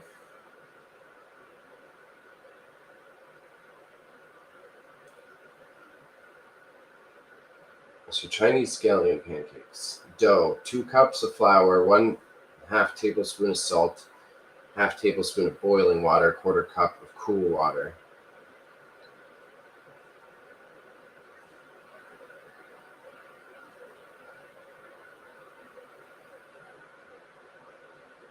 Make the dough using your hands. Combine the flour and salt in a big bowl. Stir to mix well. Slowly drizzle in the hot water using a pair of chopsticks until the water is absorbed. Slowly drizzle in the cool water, continuing to stir until many dough flakes form. Press the dough together and try to combine the wet dough with the dry flour. I gotta eat first.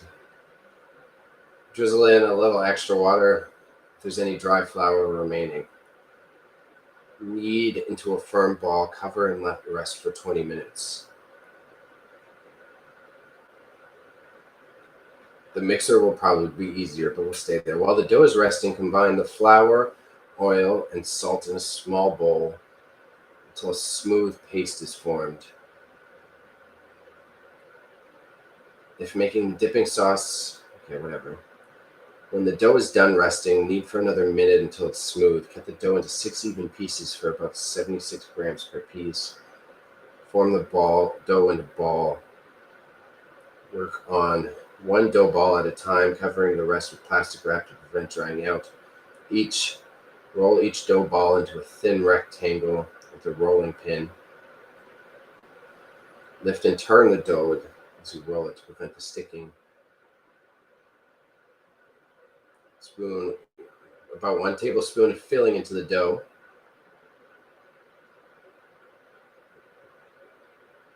Sprinkle 2 heaping tablespoons onto the paste, concentrating most of it towards one side.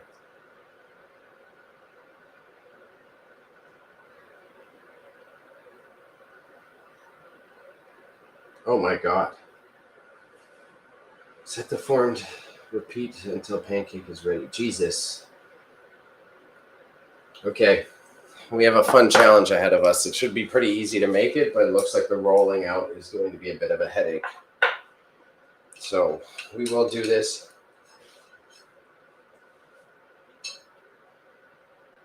Probably do the dough, then do the slaw, and then it looks like I'll have to roll out the dough. So we'll write this down. Roll. Okay. We got some multitasking. I'm going to try something new here. I got to nibble a little bit. I haven't had my fuel yet for the day.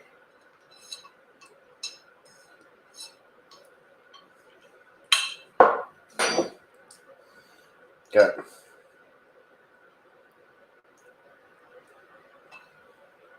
Filling.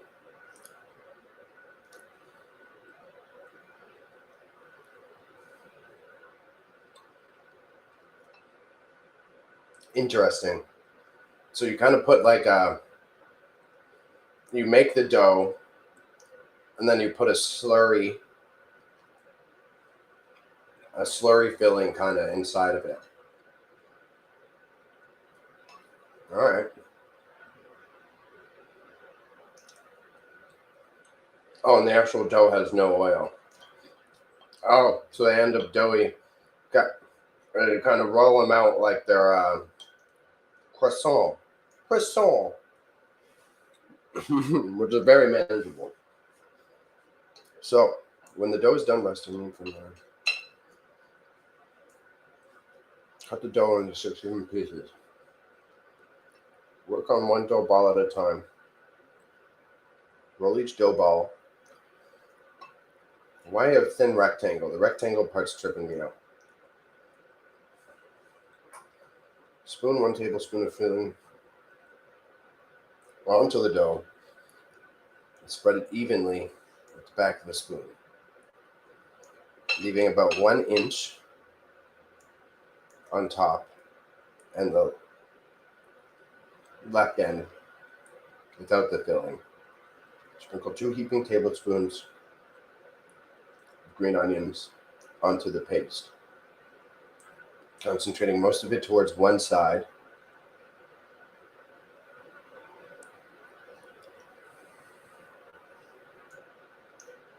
Step-by-step pictures.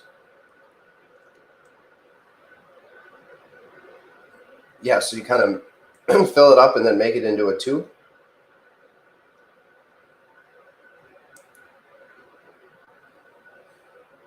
Where's your step-by-step pictures? This might help a little bit with the rolling. Kind of following though otherwise.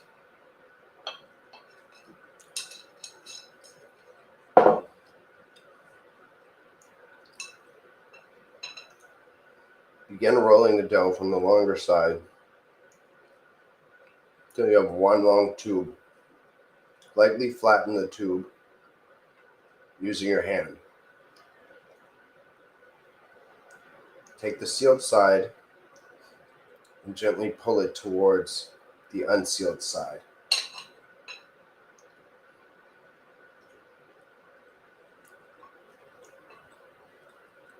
Okay.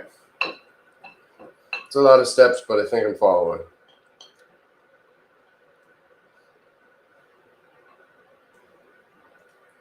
Interesting. So it's more like a bun recipe, and then you just flatten the fuck out of that.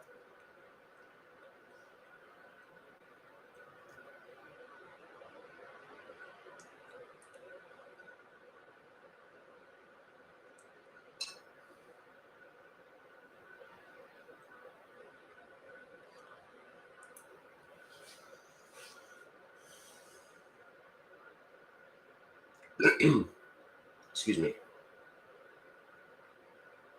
Okay, I think I'm following. Roll out the pancakes when you're ready to cook. All right, noted. So I'll bunch them up and wrap them for later. All right, here, step by step.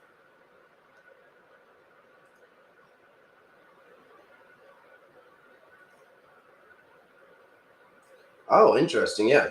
So it is way closer to doing croissant than I would have expected.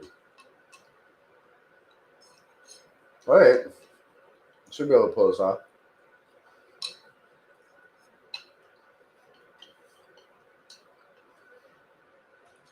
Oh, I was hungry. Nom nom nom. Thank you everyone for stopping through. Again, if you're watching this VOD at a future date, I'm not a big thirsty guy for money, but what you can do to support immensely, send me a follow on any platform. You could be watching this on Facebook, follow there. It gets my media out to older people, which is 100% what I want. YouTube, you already know what it is. You get a lot of my re-uploads of these Twitch streams, as well as shorts and da-da-da. I've been killing it making clips out of these. And now that they upload straight to YouTube, it saves me a lot of time. And then Kick, I got no problem with it, but definitely one of the slower platforms. I don't have conspiracy theories about it, but I would say they're bragging that it has higher searchability. Big if. I think it's a good platform, but you definitely need to go there once you have an existing following. It's not one to start off a following, I can tell you that. Wow. And then there's the moral side of it, you know? Being on the same platform as fucking Neon isn't something that I'm quite proud of. Oh, geez. Yeah, sorry for this part, Raza. Watching Bailey eat while you're in fast mode. Probably not fun. Apologies there. This is excellent, though. I'm very happy I went with basic. We don't want too many flavors today. Fuck. Oh, yeah. Quite good. The little tuna ad Not a bad call. Might have to slide some tuna in there a little bit more often. I did rather like it. Holy shit. Fuck. I was so focused on charging ahead today, I neglected how bloody hungry I was. So I kind of really get, it's interesting. It's not how I expected to make these pancakes. Definitely seems doable. And then I just toss them in the fridge for later. I hope that the dough doesn't degrade. We shall see though. Whew. So let's add a little bit more for later. Bam. Bam.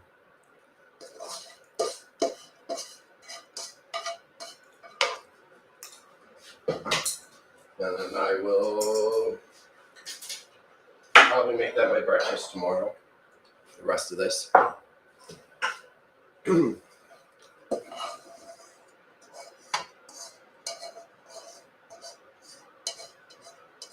And I'm going to keep up cooking streams as part of the regular routine.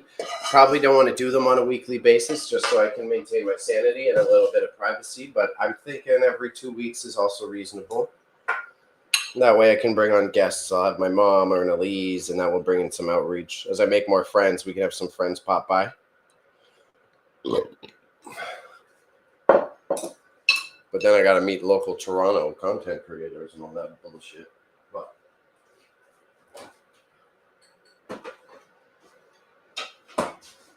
even as big PR mans, what I always hated was like that networking, like the shaking hands and pleasantries. Make more friends, then scams them. Yeah. Scamming you into eating my shitty food. Some slaw. Get that ready.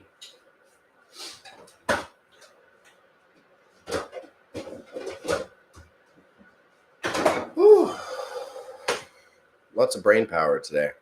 Probably be going to 2 p.m. our time, ideally, is when I would like to end. If I go a bit longer, it's because the dough gave me a run for my money.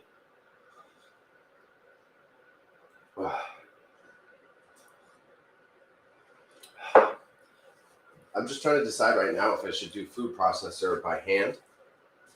I think I want to try by hand. And then if the dough fails, I'll do food processor later, off stream. But we'll try by hand first. I should be able to pull it off. I've made a couple doughs in my lifetime.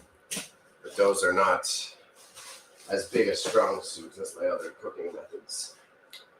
We'll keep the green bin over here in case I need it. So, first it looks like we're going to chop up some scallions.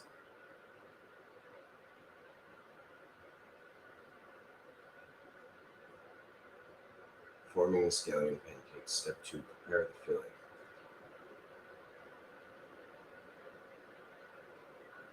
Simply mix. So this is why they're so oily. The filling is oil-based.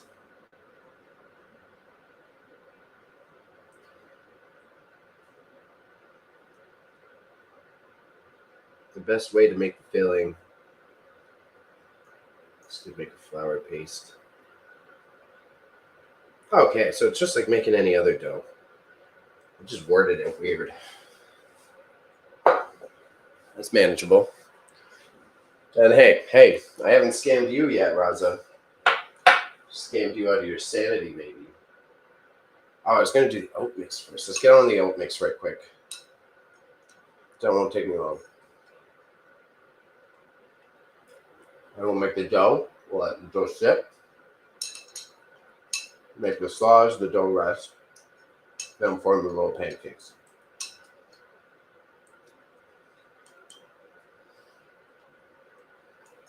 Oh, nourishment, much needed.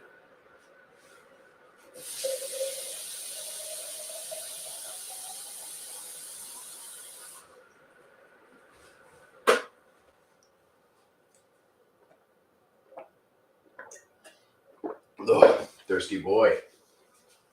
Okay. Perfect. Big old jar. And I need to get rid of had this idea as well because I've been too many loose extra bags of oats I need to get rid of.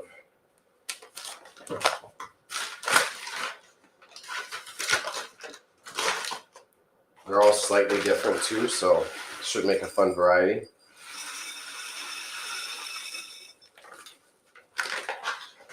So that's in there. And these ones, so I had, what is this? I have large flake and then quick oats. And I have some different quick oats here. I think I gotta go with the large flake more often though. I'm a big large flake man, so I'd be liking that. I might not even open these other ones yet. So this should be a good, I've got it in an olive jar. So take this, throw it on the side here. So remember to throw that out. I got these guys. I gotta break up the rolling pin anyway, so I think I might pierce the bag so the air comes out and just rolling pin this trail mix so that it blends in a little bit better. What's good, Matrix? Just finished being live. Hope your stream goes well. Thank you. Thank you. I appreciate all your support as of late. It's always a pleasure having you all around, Matrix. I'm loving that we got the regular crew kicked up again. Grateful for all y'all's time. Hope streaming live went well for you as well.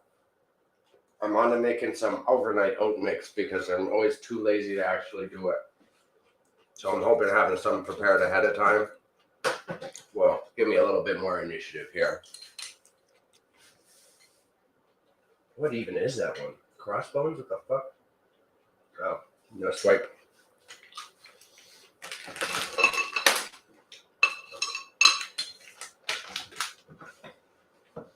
Yeah, I hope your content varieties haven't been too crazy as of late, Matrix. Although I know the characters are fun.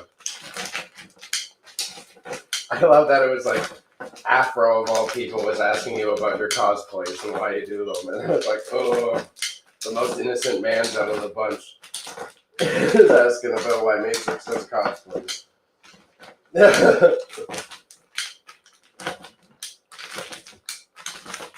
Also, Matrix, you gotta let me know when you're coming to Canada next. Keep that shit booked out. I'll be going to the UK in about a month or so here. So if you happen to be in the London side of things, you're always welcome. The family's quite inviting, and we're used to having a bunch of oddballs around.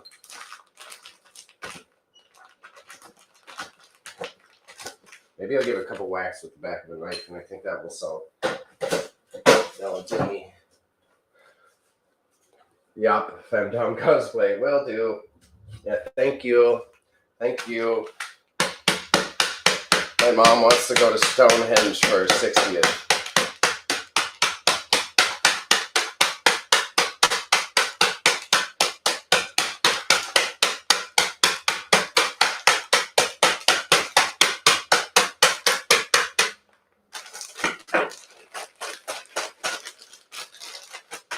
Almost there. Almost where we want to be at.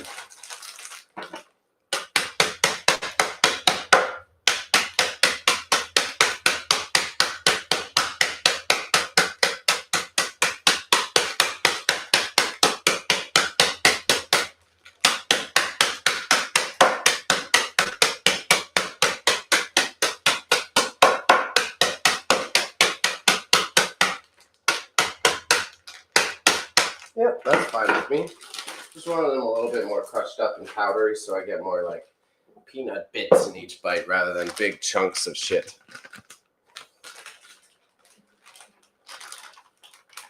Keep it simple.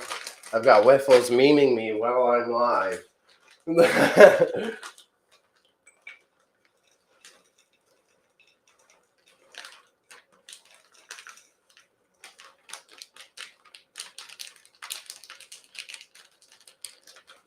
I'm interested and curious about what some of your favorite cosplays have been as of late, Matrix. You were saying you're doing Power the other day, and I'm sure just contextually with the type of cosplaying you do, that being power is powerful per se. Let's get a chopstick in this bitch. And I'll just use that extra set of chopsticks for the dough mixing as well. And Whiffles, would you ever cosplay? That would be funny to see. You'd be the Prince of Persia. Hey,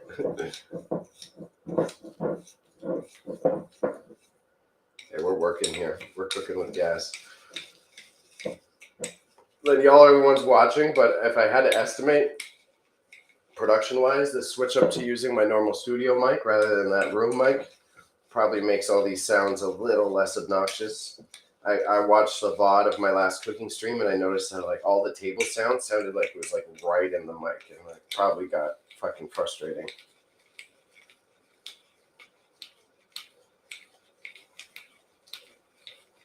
Oh, this is good plan, Bailey. Looks good. Yeah, just tried the wing on again. As soon as I put the horns on, I'm excited. Hell yeah. Are you sewing the horns in? That sounds like a good idea as well, but I'm sure you can use devil horns for many different costumes, so. This shit, my roommate, I've been rambling about trying it forever. My roommate got it for me for Christmas, but it's like powdered peanut butter. So I've been using it instead of protein powder, which has actually turned out awesome.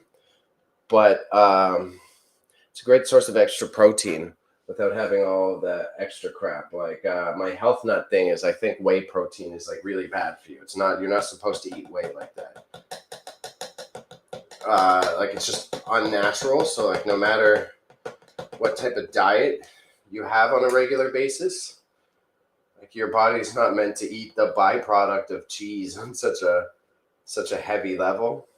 Like same thing goes for like even hemp-based proteins.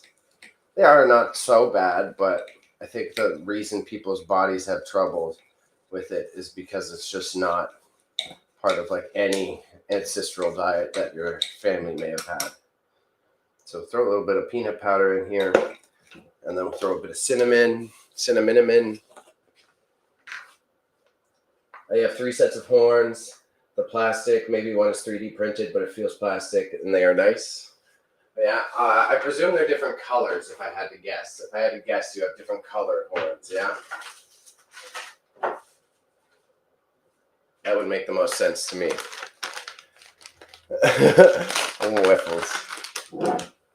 Whiffles cosplay. I'm trying to think. There's got to be a better one. You should just do a white person to make it funnier. You should just be Tom Cruise. Brad Pitt. Whiffles is Brad Pitt. Oh, I saw yesterday, I was walking around downtown. I had to go to a meeting downtown, and I saw a sign at a cafe advertising a program called Coffee with a Cop. Yeah, and I thought that shit was hilarious to me because, like, most people don't get to decide when they have coffee with a cop. It was like, felt like a very, I'm definitely in the richer part of town, that they offer this as like a novelty, because I feel like many people who have the opportunity to have a coffee with a cop don't get that choice.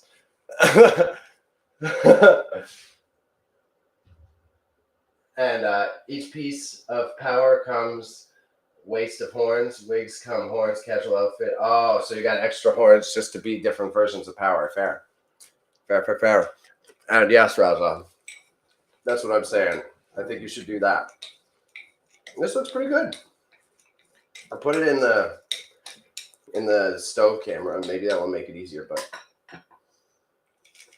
hell yeah. I think I just had a good idea. Maybe this is what we'll do. Be one another stream food prep. So look, it's quite powdery and tasty. We got peanut powder in there. We got cinnamon. I crushed up a whole bunch of trail mix. And we got a couple different versions of oats. So I'm pretty happy with this. We'll add yogurt and milk otherwise. Yeah. Shit. Hell yeah. That's what we're rocking. Todd White from White Guys Connect. Yeah, that's Raza's next cosplay. I love this for him. This sounds perfect. I think he's been preparing his whole life for this role. White guys connect. That's hilarious. That was my boy Tyrell. We did that once in university. We couldn't figure out. He came to visit me at university for Halloween. He didn't have a costume, so we went and got him like a white curly wig and a white turtleneck, and he was Winston. And that was the whole bit. He was just Winston for Halloween. And another time, I was Jesus, and Tyrell was my monk. I walked around in the Jesus costume, and he was dressed up like cross and everything. The bad choice, though. I went into his Jamaican household. His stepdad was pissed. But I got a big fucking talking to about how I shouldn't be imitating the Lord and Savior Jesus Christ.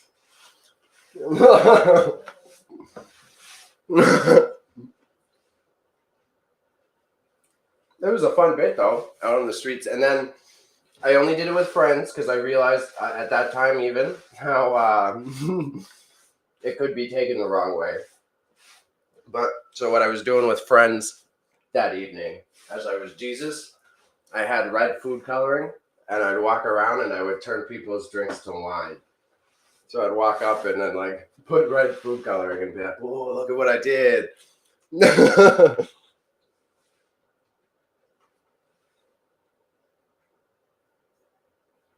You should have told him about your days on Habbo Hotel. I feel like that was probably a not okay statement to make, Rosa. I think you're presuming that he'll accept me if I were scamming people. I think you're the more problematic one here, other than me being Jesus and impersonating a pariah.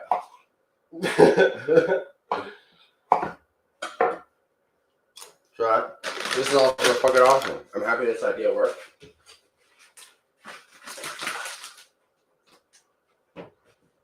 We're gonna try a little bit of bacon grease inside of these scallion pancakes. Yeah, don't talk about Habbo like that. Yeah, you are the problematic one, Rosa. How dare you come at our Habbo Hotel?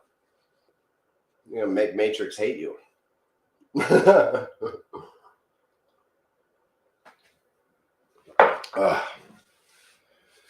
Okay. So dough. Slowly add. If you're making a big batch of scallion pancakes, you use a stand mixer to make enough dough for thin. You knead the dough by hand. Slowly add the hot water to the flour and mix at the same time. Mix until the hot water is fully absorbed. Okay, so we just do hot water, then cold water.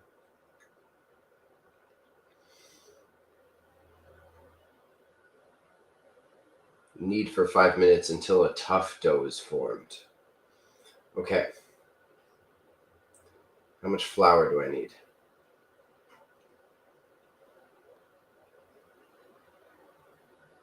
2 cups, all-purpose. Half teaspoon salt.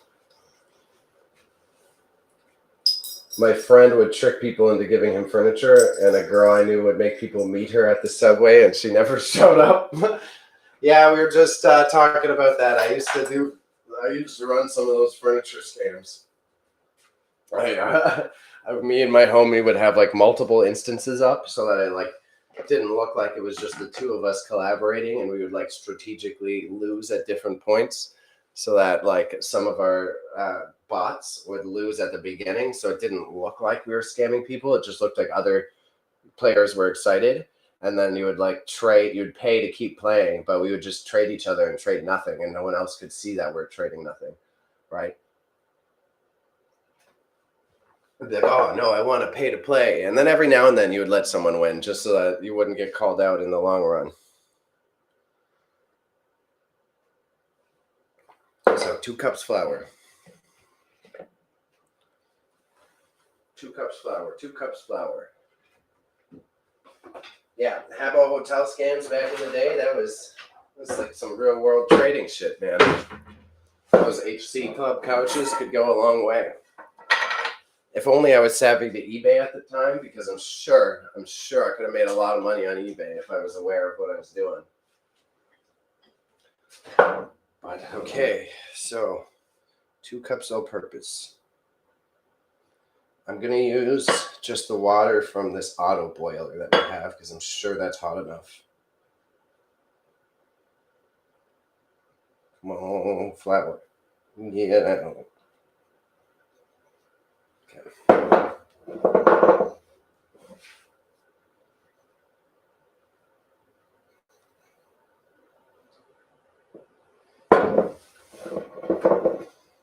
little bit more. All right, we're rocking. Yeah, Habbo, RuneScape, and Diablo were the ones we were talking about being a scammy system that we participated in. Again, I knew people who were doing it on Warcraft, but also not my specialty. 1/4 cup cool water. So 1/2 cup boiling water. I need a 1/2 teaspoon of salt.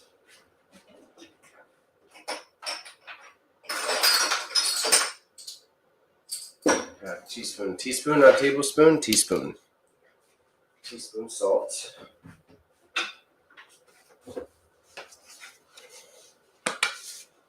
Matrix, you playing any games right now? I know you're busy with work, but I'm not sure if you play video games in your spare time anymore.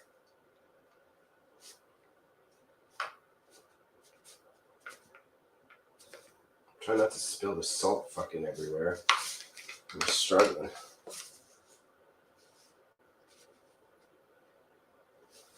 Okay. 1/2 teaspoon salt. 1/2 cup boiling water. Stir. 1/2 cup boiling water, 1/4 cup cold. I hate how these online recipes are formatted now.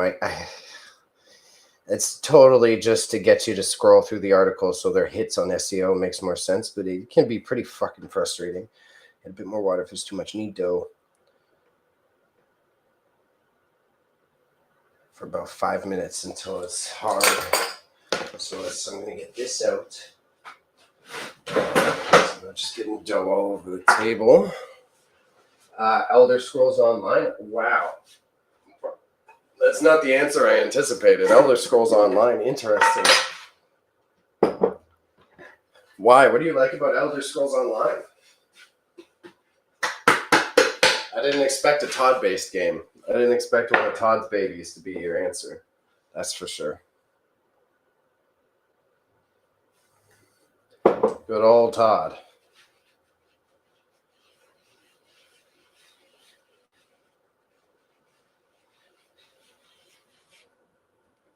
Okay, let's see if I'm crazy.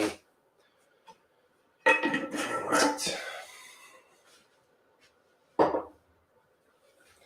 I get to be a cat. Oh, yeah, I guess true. You get to be a Khajiit or whatever in Elder Scrolls. I didn't think about that. That's definitely, I should have. I feel silly that I didn't think about the fact that you could be a cat.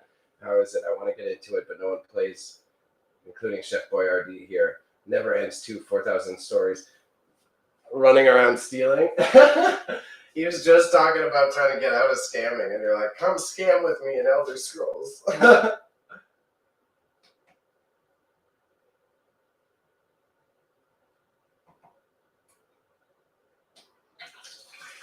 So 1/2 cup.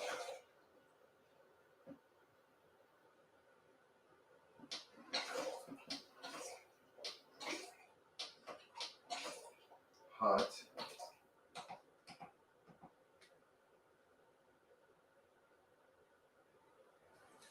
Half cup hot. Stir in.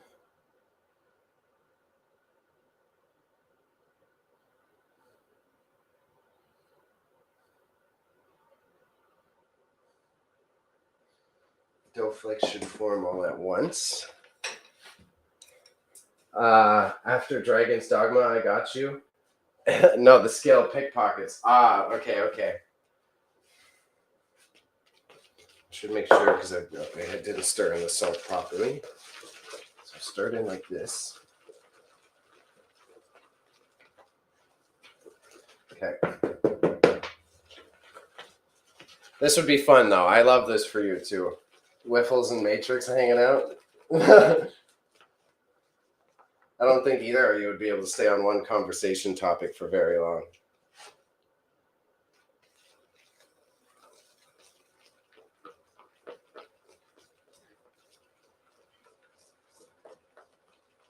So we're slowly mixing in the hot water, like recommended.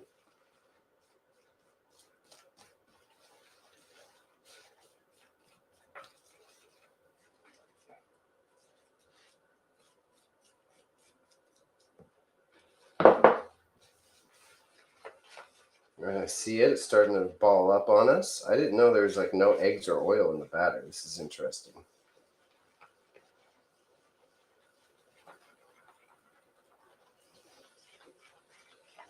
Okay, start to mix in the rest of it. We'll try to get it on the edges here since I'm a little deeper of a bowl than I think I'm supposed to be working with. So take that, keep going. Starting to form.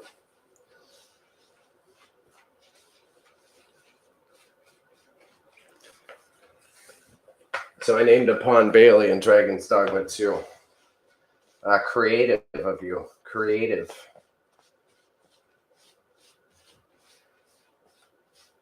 Mix until the hot water is fully absorbed. Dough flakes should form once all the water is added. Start to press everything together with your hand.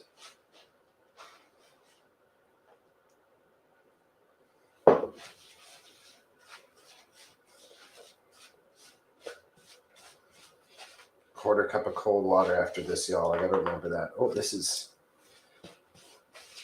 already getting tough.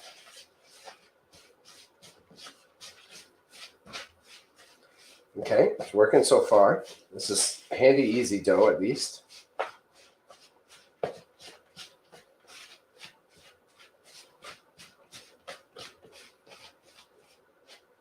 some water in the bottom here. On this side. On this side. Quarter cup cold water after this. And form it into one big ball together.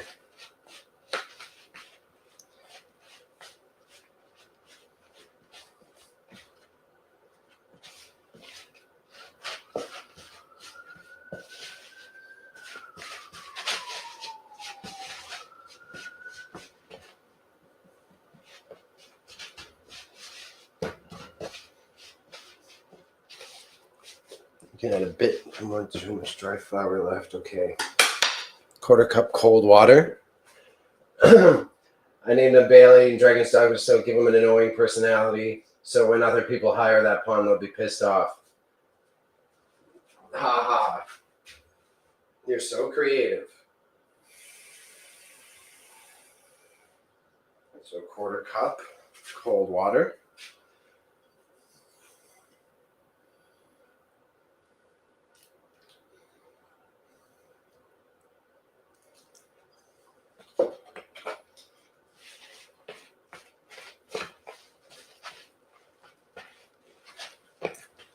Put all the dry bits.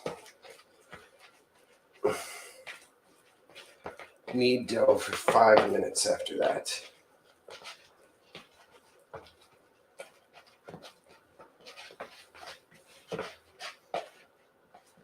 Tough dough, okay.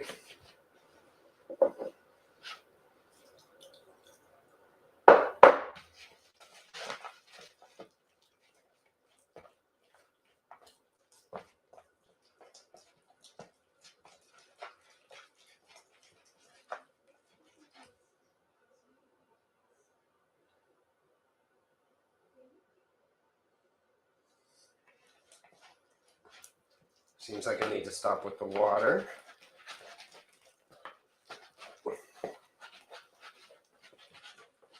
It's looking good to me.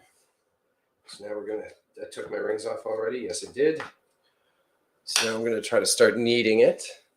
And that's hilarious. So other players can hire the pawns that it's a little too sticky. We need to add a bit more flour, I think.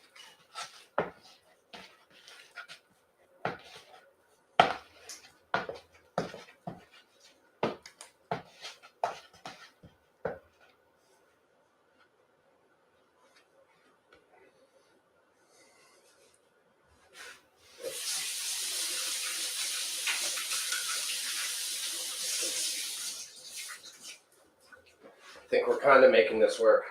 We're cutting it close. Appreciate y'all hanging out with me and going through this journey of me learning. This.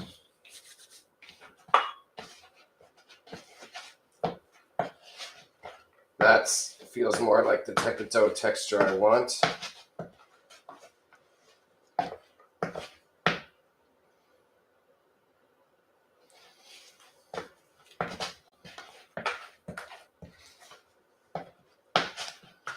Yep, that is exactly way better dough. The plastic wrap out ahead of time. DY Wiffles for keeping Bay grounded. Hey, Matrix. I thought we're here to feed my ego. No, I appreciate all of you. I like the energy. I'm fine with the guy I'm working on possibly getting involved. I was letting him know that. I was like, the big thing is like everyone humbles me as well. That's totally, I'm fine. Someone was saying that, like they went in the chat of someone's convo and they're like, oh, you're egoing the streamer. Like you're trying to show up the streamer by talking poop to him. And I'm like, wow, man. If you're putting your personality out there online, you gotta it's intrinsically part of the hustle that you gotta be able to take criticism or critique, even if it's fucking bloody sarcastic, like how much ego do you have that you can't let your chat make fun of you? Like maybe you need to do a little bit of self-confidence work before you stream, if that's the case.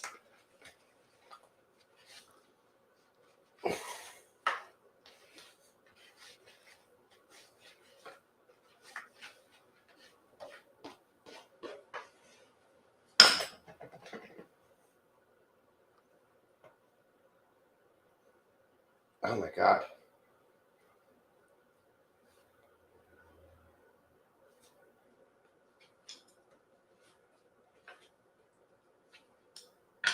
Yeah, one part of this dough is a little too sticky. It's kind of working. Also kind of stuck to my hand here.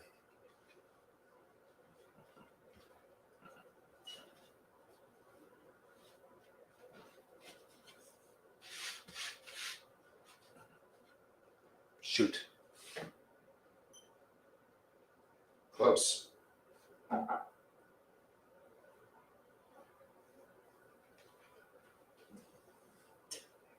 What? How doughy I am?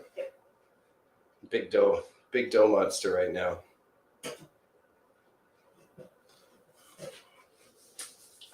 Even WWE loves hecklers. And that's why I'm here. God made me this way. Your whole purpose is to humble me, eh?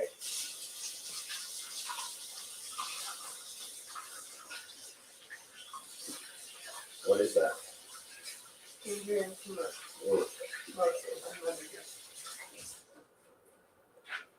Okay.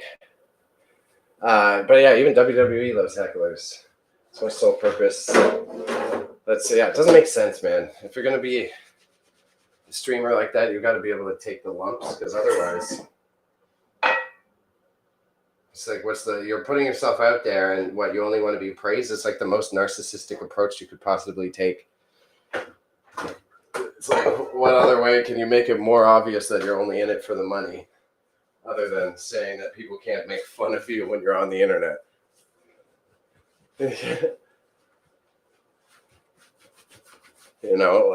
I think it says a lot about your personality and what your goals are with content creation. If you're like, no, don't make fun of me. Okay, this is the right call. I fixed it.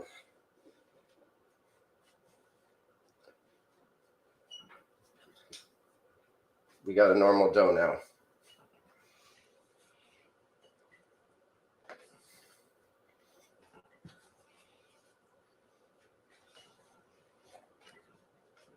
Good choice. Good improv choice. Thank you, Past Bailey, for cooking in the past. Guess I got it right. Yeah, nice little dough ball starting. Get a job, a real job with a hammer. You contribute to society. You know what we need. More schmammers.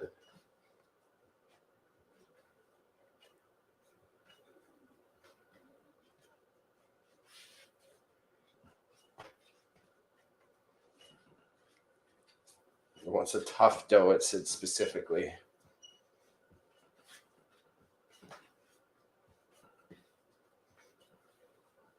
So this works way better than I thought.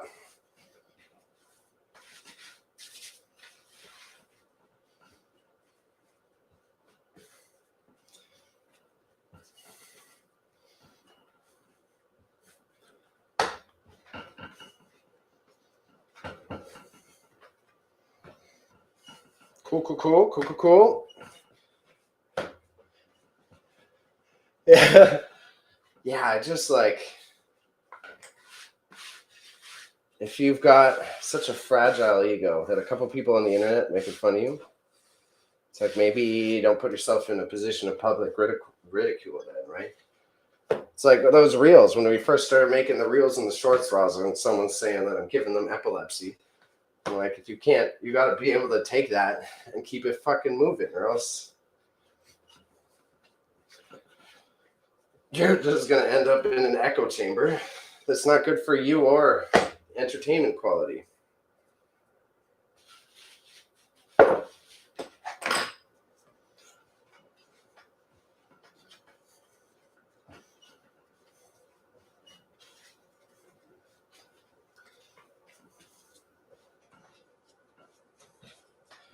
This kneading dough is working. I'm actually surprised and impressed at how much it worked. Also got some pizza dough in the freezer for another time. It's got just the right amount of wetness too. It's still a little sticky in the right ways.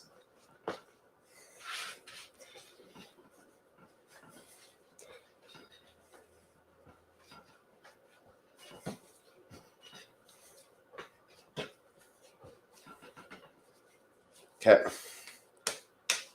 I think I'm happy. This feels tough enough. I could be a little off. So let it rest for 20 minutes. The knead dough.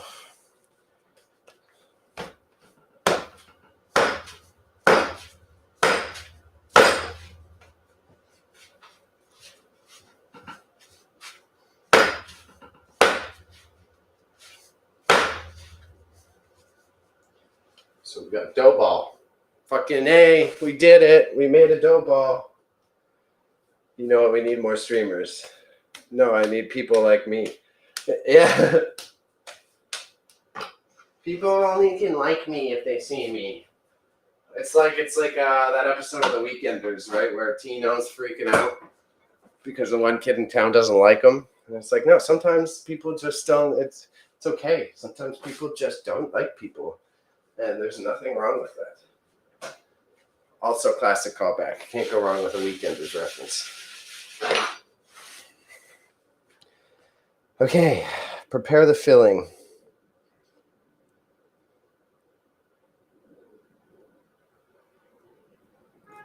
Mix the dry ingredients with oil until it forms a smooth paste.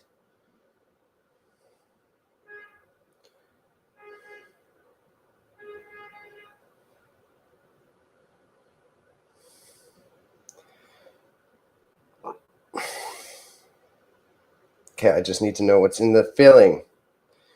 It's fucking recipe blogs. It's so slow to get through the page because there's so many ads on it. Okay, 1/4 cup plus 2 tablespoons of all-purpose flour.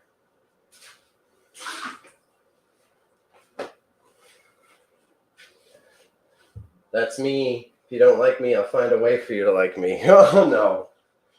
People pleasing. Who's a people pleaser? You are. It's a 1/4 cup plus 2 tablespoons. Quarter cup plus 2 tablespoons. Tablespoon. So, quarter cup.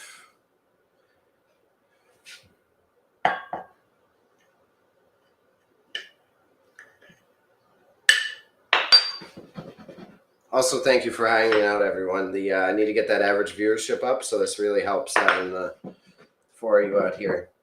Not taken for granted, and it's much appreciated. So, quarter cup, 2 tablespoons, quarter cup of oil, 3/4 teaspoon salt.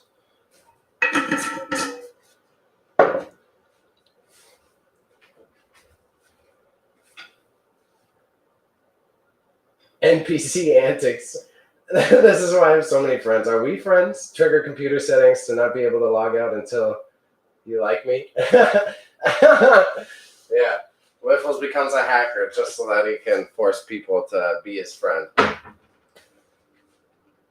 What will you do for me to become my friend?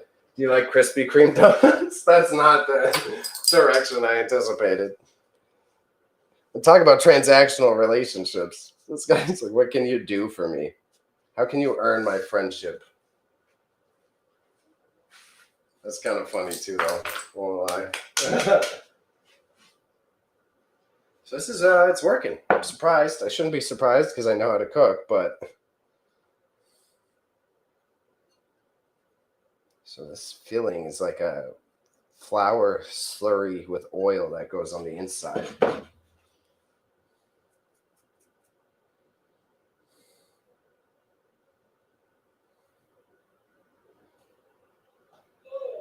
No door, Oreo.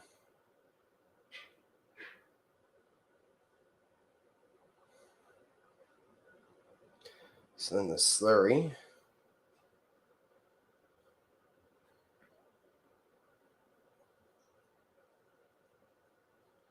Add the flour oil paste.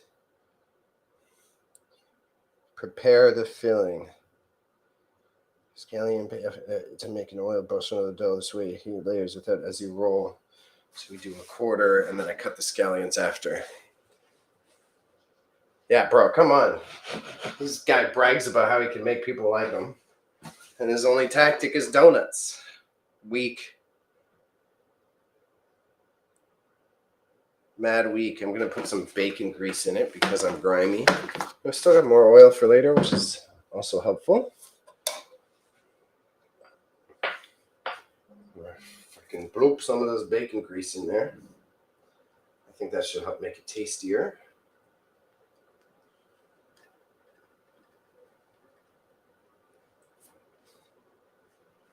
A little bit more than 1/4 cup, but I'm thinking that's what we're going to need just based on your judgment. It worked on you, baby. You've never got me Krispy Kreme donuts. Get the fuck out of here, bro. When did you get me Krispy Kreme donuts? You pissed me off at that one. You know, Krispy Kremes given to me for free.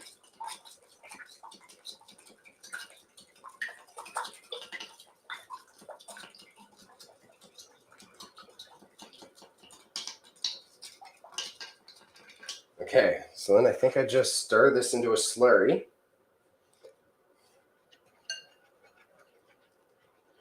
Yep.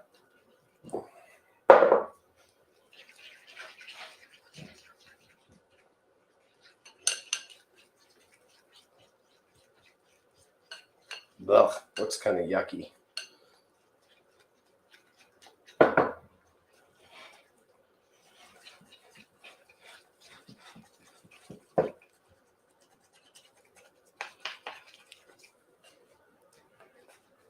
Bro ate up those Boston creams. When did you make it? What were you thinking? Is this college? I forget that you bought. I think you bought me Boston creams in college. So I think I'll take that call back. But I don't recall. But I would believe you if you told me you bought me Boston creams in those first year or two that we met back in the day. So the filling slurry looks like this. It's pretty much ready. Show the camera in a second. So they really are kind of just like croissants, but like oil based. We got this guy. So it's just a slurry. So after I roll out the dough, I paste this on the inside with the scallions, and you roll it up. So that's cool. I got to let the dough rest. How long do I let the dough rest for? Probably 20 minutes, I would presume.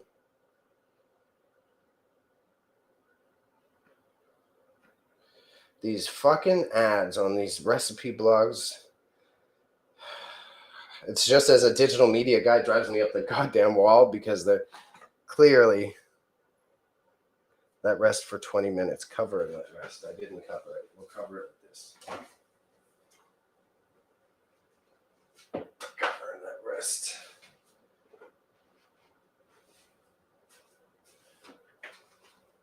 All right, 20 minutes. Probably put it in about 2 minutes ago. Okay, so around 1:30. Worked out. You probably ate up those Boston creams. Yo, come on, bro. So 20 minutes rest. I got to do 8 to 10 scallions. I can also then start chippity chopping up my other shit. So these guys can sit aside back here for now. And then I get the scallions out. So a whole bunch, literally. So a whole fresh batch. I'll give it a quick rinse just because it's going in baking, so probably want to make sure they're clean. Carrots, cucumbers.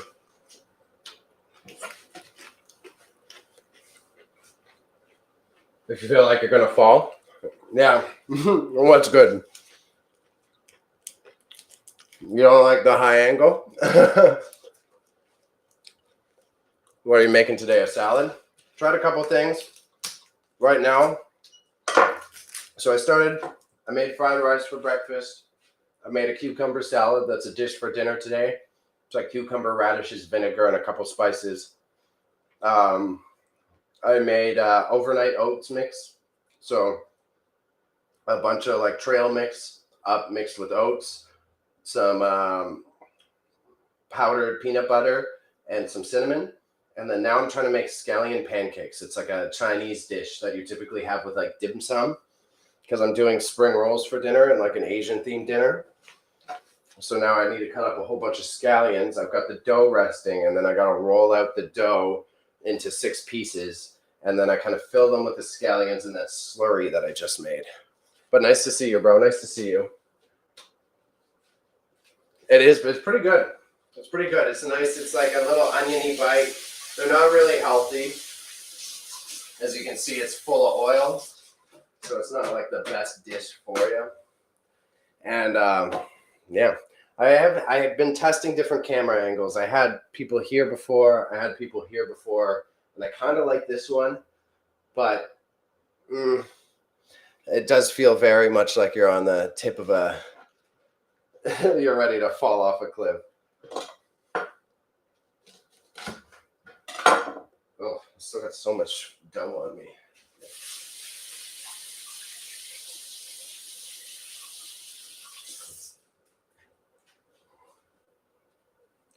Sounds pretty bomb, though. The flavor is what counts exactly. Roy of Thunder. Shout out for the follow to Ray of Thunder. Ray of Thunder. Not Roy. That would make more sense.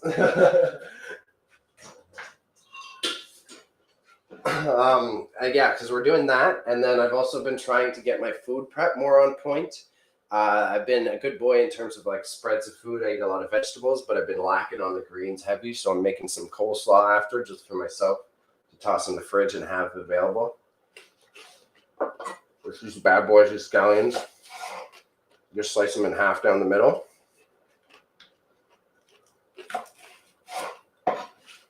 And I use my chef boy skills. And we just go through the whole batch like it's nothing here. And then that's the coleslaw. I can start dicing up the Napa cabbage. And that one will take me like 2 seconds to throw together. It's like nothing for me. That's so smart. Do you do your food prep on stream as well?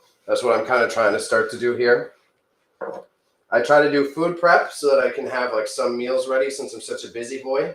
So like the coleslaw, so then I can like whip up a few eggs or a sandwich and then have the coleslaw on the side. And then like these scallion pancakes, I like to try one recipe. I did onigiri last week, and Ego was making fun of me for salting the sushi rice, which I kind of was. I tried to cheap out on making the onigiri, and it didn't really pay off.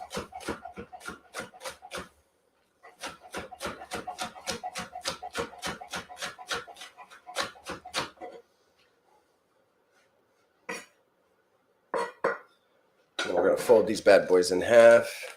That's jokes. Nice. I wasn't sure if you meant after or off stream, after this and continue stream. Yeah, no, fair enough. Fair enough. Yeah, no, I try to do the food prep. So then it's like when it's not marathon month, when I start doing these again later on, I am most likely going to do a longer stream, but it will be a lot more food prep based. Food prep, and again, one dish, but it will be more so focused on, this isn't working, we're just doing it straight up. It will be me making, like the first time I tested it out in this new household, my new cooking stream format right here, I did a lot of like frozen wraps and stuff that I could eat as meals later. Probably be a lot of formats like that, like getting those oatmeals ready, getting a bunch of wraps frozen, doing some food prep, sharing those stories, and then I'll try to make one cool dish. I'm thinking I will either have a guest over or come over midstream so that I can share the cool dish with them, or I will do similar like I'm doing this week and pick something cool and interesting so that I can serve up afterwards. It's like a joint meal. So I kind of want more scallions in there, actually. That doesn't seem like enough to my eyes. So I'm going to take these. We'll go over here. Try not to make a big goddamn mess.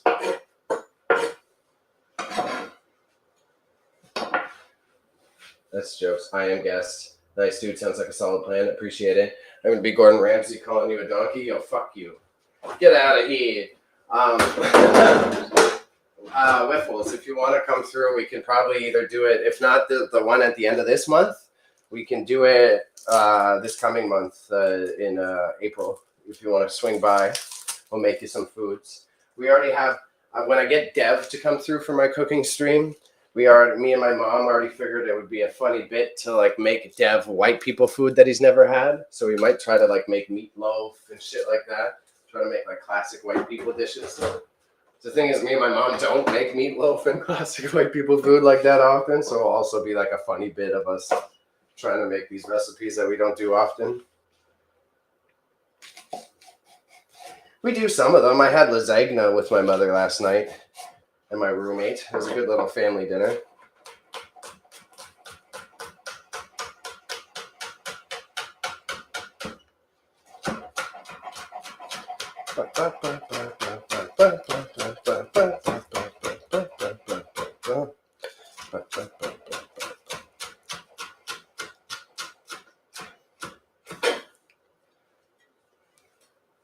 I'm gonna be Gordon Ramsay. I don't. You already do that in my chat, so it wouldn't be such a big change for you to be calling me a fucking donkey in person, you prick. So we got those scallions prepped because I want to dump a whole lot inside of those pancakes that I'm making. I'm gonna shove some of this rice in my mouth. I'm gonna mix up. I'm gonna chop up the cabbage and the carrots to go in my slaw. Probably put half an onion in there as well. Then we make the pancakes. Then I dress the slaw. Then we call it a day. Probably be here for about 2-ish. I started off making some fried rice, so I got this bad boy. Fucking tasty, actually. The Acolyte, is that the Star Wars show? No, I actually didn't know that trailer released. I thought that was one of the ones they canceled. I thought they canceled the Acolyte. I guess they only canceled the High Republic ones. But there's a set during the High Republic. No, it's not. Yeah, I'm just here having a combo with myself. Comes out June. Is it about Palpatine? Because that sucks. I don't want more Palpatine content. I'm kind of sick of that.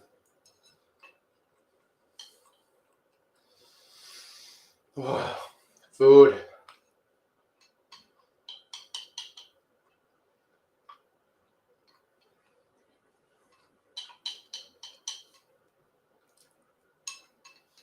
Nom nom nom.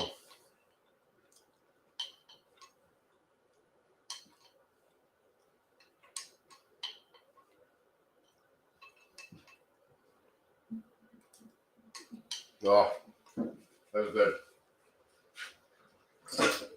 I really needed that. Okay, agua.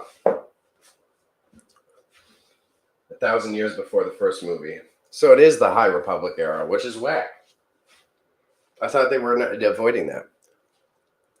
So it's not Palpatine, but it's one of his other Sith Lords. It would have been, because the 1,000 years would have been when the Sith Lords had just gotten defeated. So it would be about how they ended up going into hiding or whatever. If I'm correct. I could be a little off, but I'm fairly certain that's the Star Wars lore there.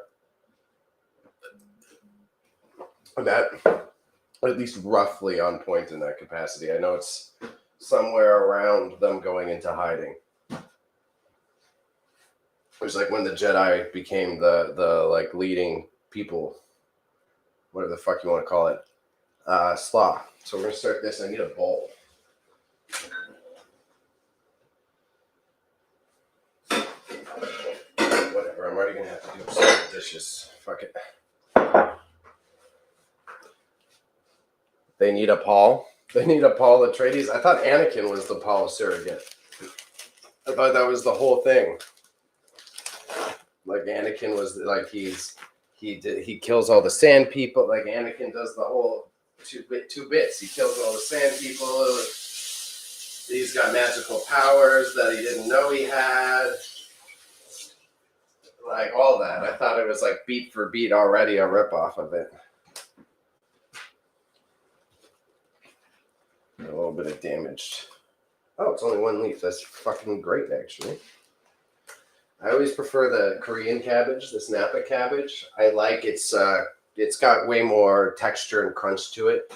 Technically, too, these stems are the healthier part that you want to be eating. It's got the better nutrients for you.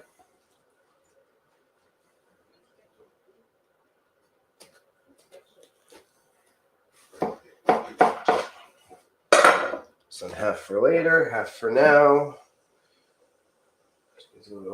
We got a little bit of dirtiness on this boy. That's okay. So same thing, but also a wonderful part about it is like you can, because it's so sturdy, it's quite easy to like divide. And then once you divide it up, you go through with that quick chop and it's already done for you. Anakin can't even do a holy war. Anakin did do they did a holy war. They murdered all the Jedi. They literally did a holy war. It's like the whole point of the newer Star Wars movies was that the child who is sensitive, which is Anakin, got corrupted by the darkness and the power that he gained through his powers and ended up turning on the people who raised him and caused a literal genocide, much like Paul. So I think, buddy, you're a little off, pal.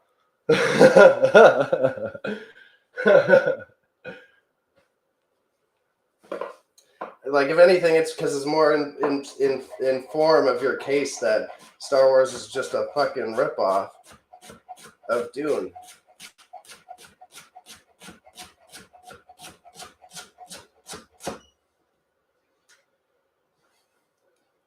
So you should be stoked at that comparison.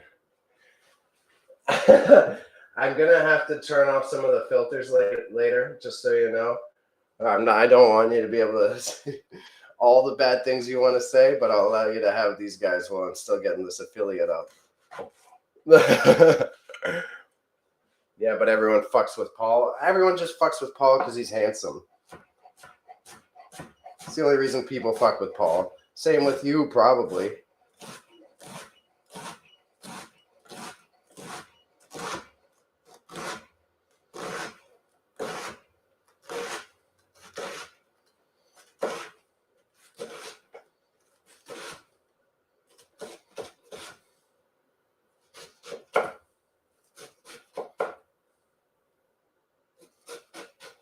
Sorry, slight focus. Cabbage could get slippery at the end, and I'm not chopping my fingers off live on the stream. Y'all can go watch someone else for that one. People had a problem killing the kids. Talking Star Wars, or we talking because he kills kids in Dune too, doesn't he? No one has a problem with Paul culturally appropriating. Huh? How come you're not having that discussion? A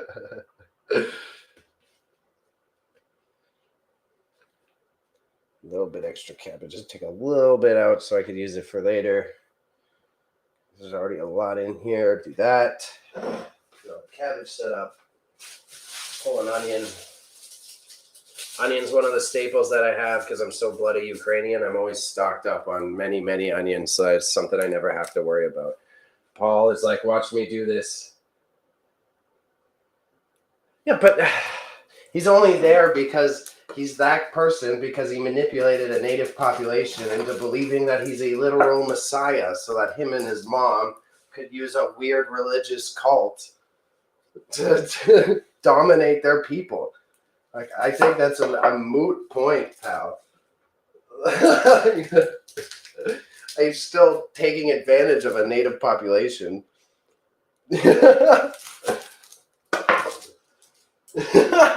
Big L's, bro. Big L's. Come on. L for Paul.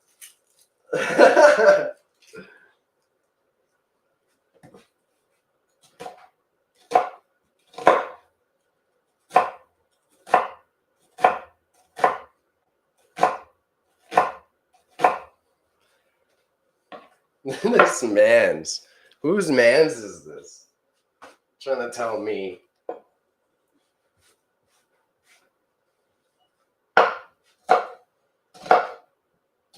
I think there's literally like a spice duplicate in Star Wars too. Can't remember what it's called. But there's like some sort of hallucinogenic powder that they all fight over in the Legends novels. Okay, so our dough should be risen very shortly. This is perfect timing. I'm going to slice up the carrots, and then we're going to switch to rolling out the pancakes again, and then dress these guys. And my chef schedule is very bloody on point. What's new, though?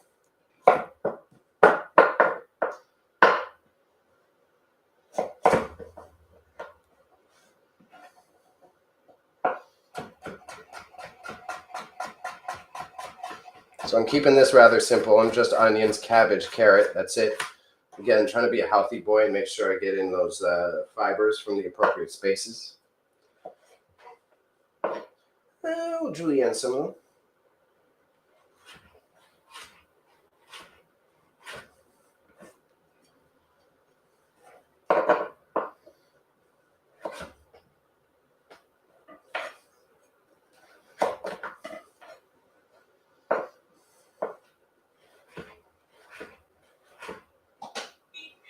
Well, it's treat time for the kitties.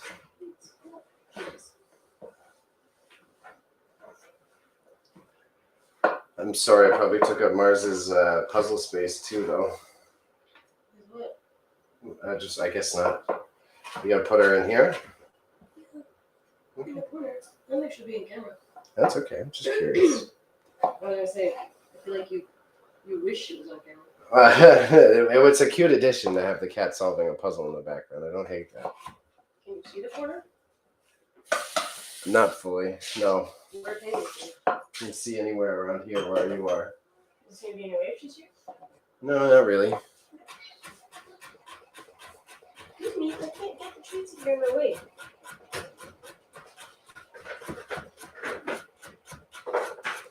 Sorry, carrot concentration internets. Make sure I don't slice them fingy tips. Nice. Tell that to the Benny Jesuit. Brody saw visions and said I need to do this. I'd be laughing. Rosa, you read the books. What's in the box? I've been trying to figure out what's in the box. That's because I didn't read the books. I don't know what's in the box. What do they stick their hands into? What do they get out of it? I know it's just like a Oh, you fucking cat. They love you, but you can't come on the table. I gotta wash my hands now, meow. Nice, I caught her. Thank you. Just ran right through the entire dish. No, not you. You come with me. You. It's literal pain. The box is like filtering out who's the chosen one and who's not. Mars. Puzzle. It's right here. Okay, she wants it in the corner. That's funny. She refuses. She ran to the corner. That's all right. That's cute. We got some picky kitties over here in this household. It's treat time for the cats. You've met the big guy on stream. The big guy needs training time so that he can get his anxious energy out. And then the little girl has a little bit of a tough time with her brain, so we give her puzzles so she could keep working her brain. The box is like flirting with who's the chosen one. That's interesting. Shout out to the 66 follows. Hell yeah. We're moving on up in this world slowly. Should hit that affiliate for next week. My inventory streams are a little slow, which isn't a big deal. I'm not like stressed about it, but it definitely drives the average viewership down, which is not a big deal. Because again, once I get back to a slower schedule, but consistent, I should be able to fucking fix that right away. I'm always grateful for all y'all homies in the chat on cooking streams. So as long as I keep it to cooking and eBay and Tuesday video conversions, like no problem. We'll blast that out of the water. So I gotta open up the recipe again after this, and then I'll be rolling out I gotta chop the dough into 6 pieces. And I gotta roll it out, and then I form these little buns that get turned into the pancake, it seems. So I like put them into the bun, and then when I go to put it into the frying pan, then I swoosh them out, I think is the move. The book describes it as flesh burning off the bone. Paul could manage through the pain, which is why he's a big deal. Oh, interesting. That's not what I expected it to be. I figured it was some sort of psychic thing where it's like, if you feel something in the box, then that means you are the chosen one. Like I figured it was one of those things where it's like the box really has nothing in it, but if you feel something in it, then it's a thing, you know? Okay, so let's take a little bit of lime and add this to the slaw before I forget, and then I can throw it in the fridge. Get that nice lime juice up on my veg. Actually, I might do a whole half. Sounds tasty to me. And we'll swap out and take the dough out because my dough would have been proofed by now. Carrot. Just go away.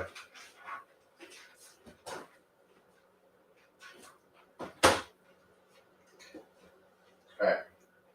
Dough. Let's see, this shit should look pretty too. Yeah. Nice little dough ball. Very happy with how this worked out. So take this shit, divide it into 6, and then I roll out the 6 into like rectangles. Then I fill it with that slurry and the scallions.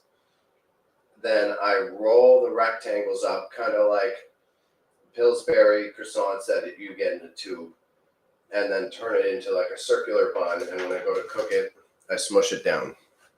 And that should be ready to go from there. I still can't get over how adorable it is he can talk. How's she doing? She's pretty good. She takes her a second to figure out the steps. You want to push it back, buddy. She says she's got a few of them. She just forgets. Other way, man. She's adorable.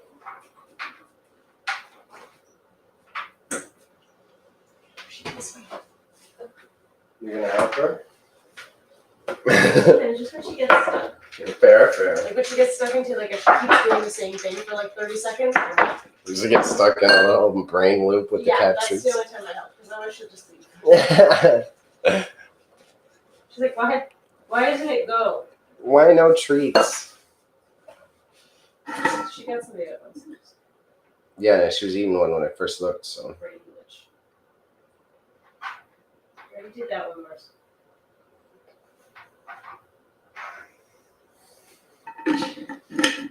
Well, this boy takes 2 minutes. I know.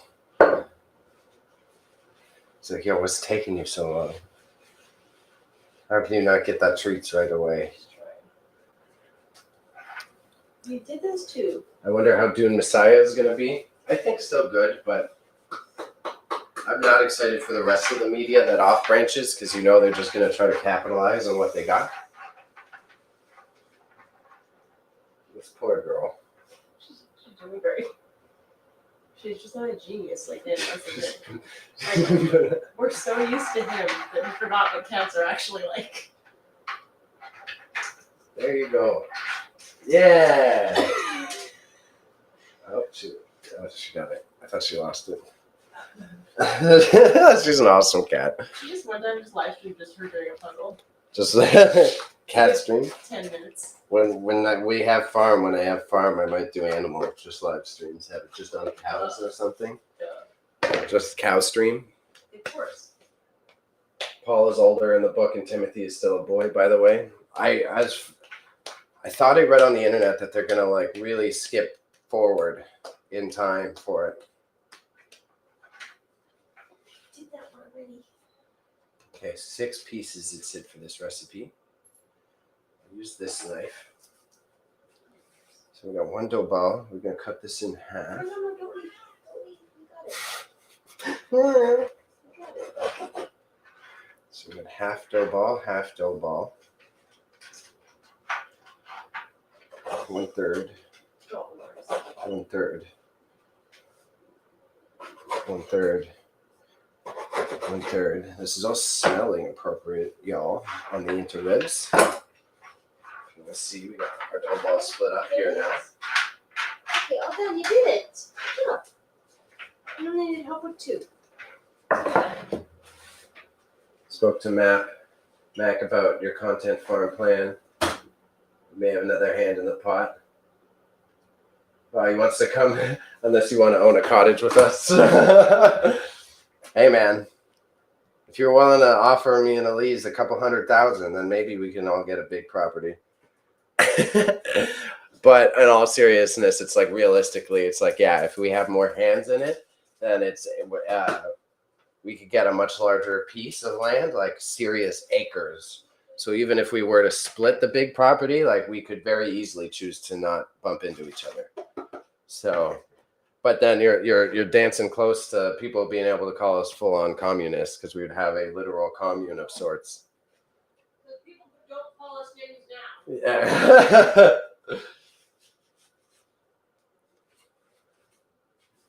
That is possible ideas, and rent out the other stuff. Because like Airbnb cabins, like I can build a 1-by-1 Airbnb shack like in a week, less than a week. It's super. That's stuff that I already have the skills to do, but we'll see. I need my plan is about 4 or 5 years away before I'll be at that. But ideally, like a starter house first, it might not come to fruition. I'm hoping it will, but I'll be getting a starter house in Alberta likely. May I use your rolling pin? I'm using it.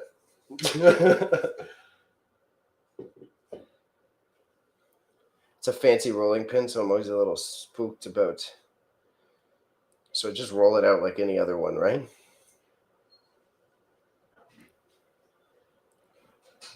Roll out the pancakes. Roll the dough. Should form a very thin rectangle.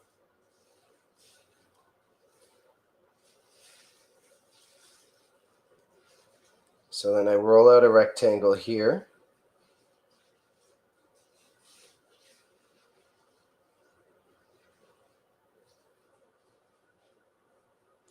Okay, I think I get it. I've made other dishes like this, but I haven't made this one before. So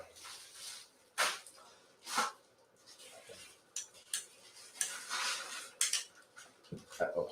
Uh-oh.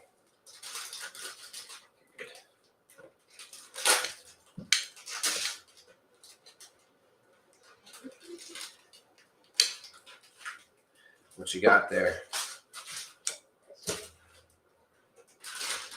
And sorry, Whiffles / chat. I'll read your messages in a second. I'm like really focused because it's the first time I've done this. We'll get back to Content Farm Talks after.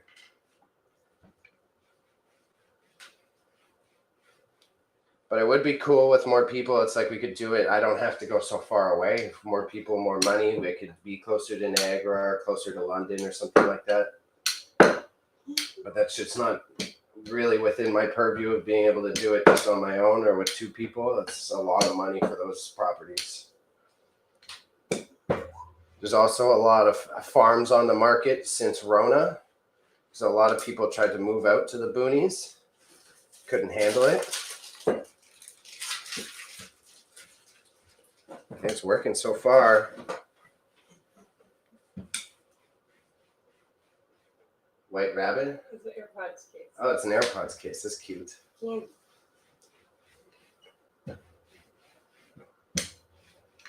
Ooh. Saved it. Saved it.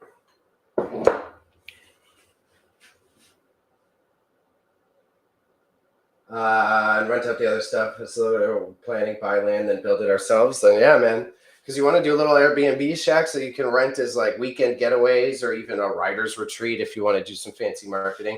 And Giga, yeah, because there's a couple of things that we share almost everything, but there's like we do each have possessiveness over a few items. So the rolling pin is one of their items. The rolling pin is like a long time heirloom, so I got to make sure.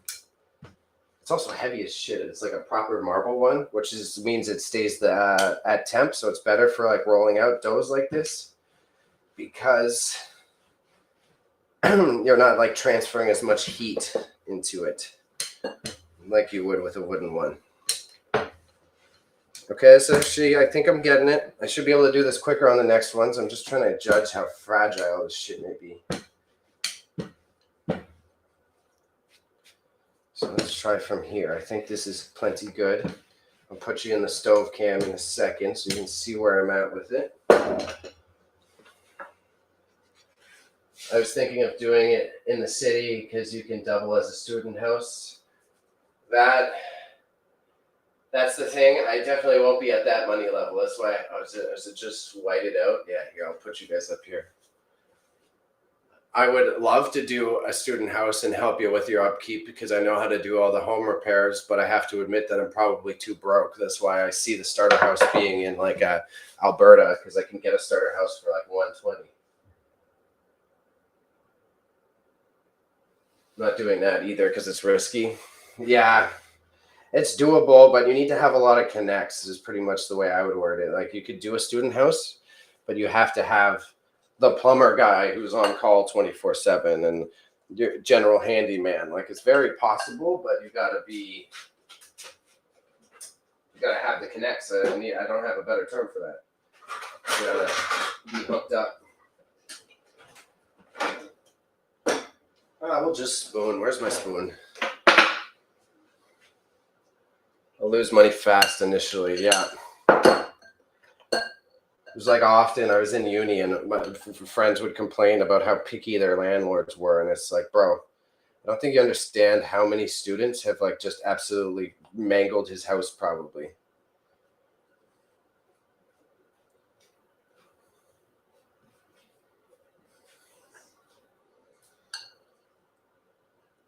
So I kind of need to forcefully, way more forcefully spread it out.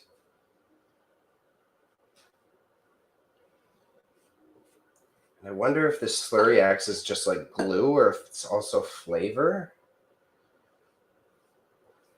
It's got to be a little bit of both. It's got to be like glue as well as like adding taste to the dough. So try it. This looks okay. So I take this and I take a bunch of the scallions, a handful. Kind of go like this. I'll show you guys on camera again so you can see what we're working with. Got it set up here. Like that. And then I roll it over this way. Like a Pillsbury. Okay.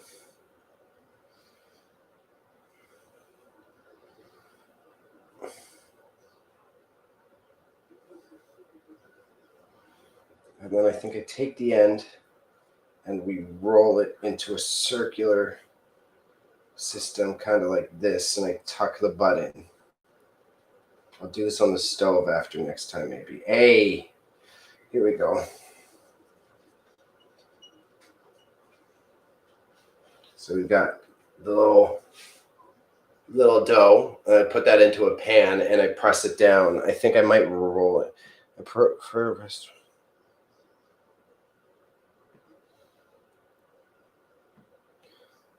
Roll them out when I'm ready to cook. Okay, cool. So we take this and put these on so they don't get too thin. Take a little bit of saran wrap. And we wrap these bad boys up. Cool. Okay, I can move a bit quicker on the next ones now that I know what I'm doing.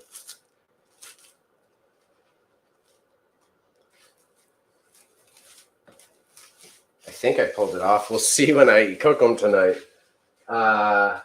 Also, Liam was in my neck of the woods. Yeah, he told me last minute. Otherwise, I would have told him to visit. He didn't even know that it was like the university I went to. And Liam was just like, yeah, I'm going to Brock. I was like, that's the one I always be talking about. He's like, oh, I had no idea. Okay. So, flour it up again.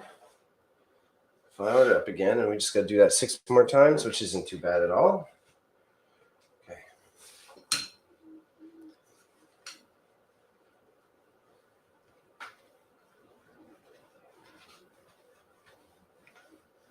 I wasn't sure how tough the dough would be, so I didn't really want to speed run rolling it the first go.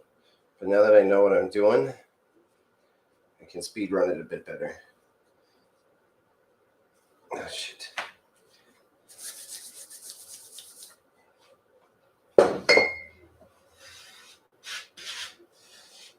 Toss that shit on, go right here. Bam. I saw the IG video and like, dude, I'm 2 minutes away. I know.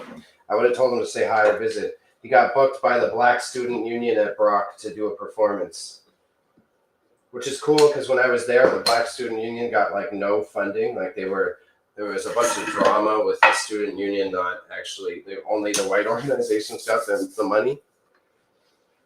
So it is good to hear. Okay, I'm speed running a little too much. I gotta push. Okay, there we go.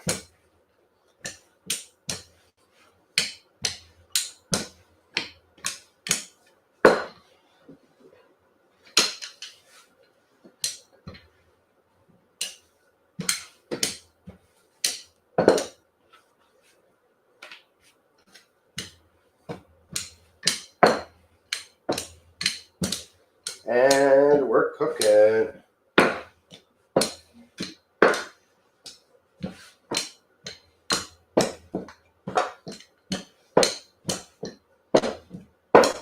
So then I take this out after. So I'm not even going to wash this board. I'm just going to use it in the evening to roll them out so I can save myself a bit of a headache. And then we'll try to do this over on this camera setup, and maybe you guys will be able to see it a bit better. In June, I'm hoping you guys over for a weekend to chill in our new kitchen. I love how specific this is that you want us to chill in the kitchen. So this should be able to see me if I put it there.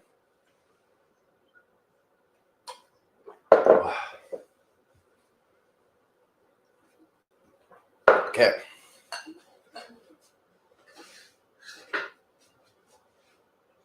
Got a fucking island, and yeah, my camera's a bit overexposed. It was just fixable. Let's see.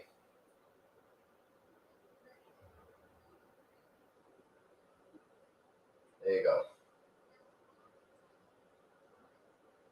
Too dark? Too dark.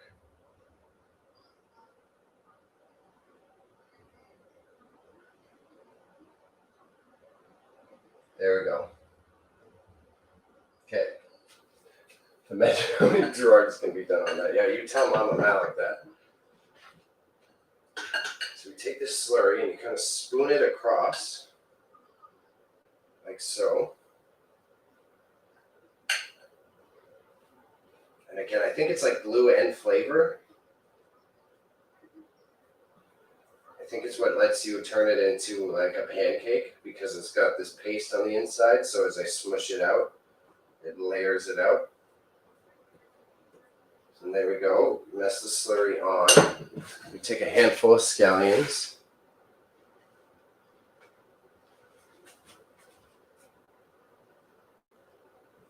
Spread them out. For some reason you don't do this corner. I think you could, but I presume that same stickiness is the thing.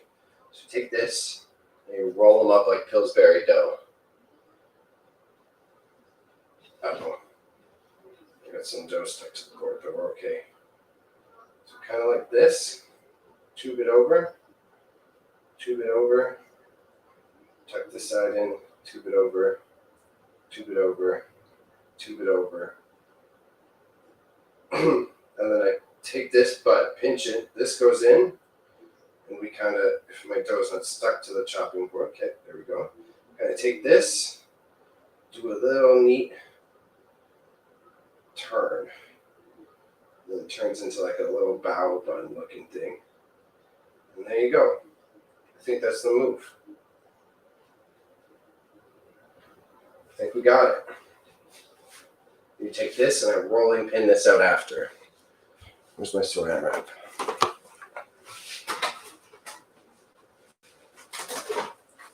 This went way smoother than I thought, y'all. I really thought I was going to have a few fucking issues to work through. Put these, and I wrap it up, I put it in the fridge, I'm going to cook it this evening. Good dish to know, have on hand for guests, too.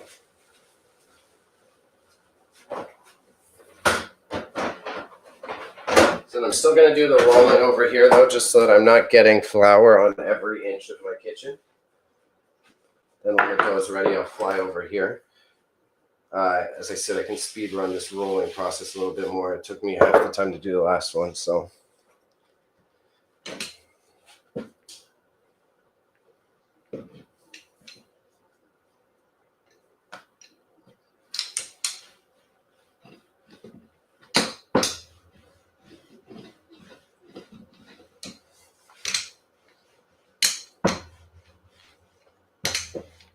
Oh, we had a flop. Fix that.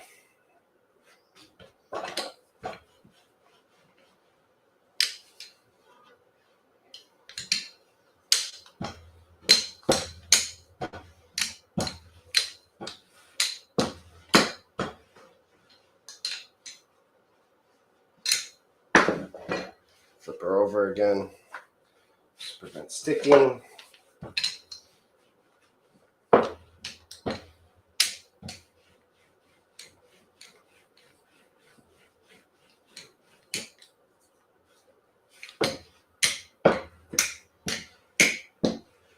And this worked out great. Wow, fucking A. So this guy's just going to be a smaller boy, I think, and that's okay. I'm not going to force it. The dough's already spread pretty thin on this one.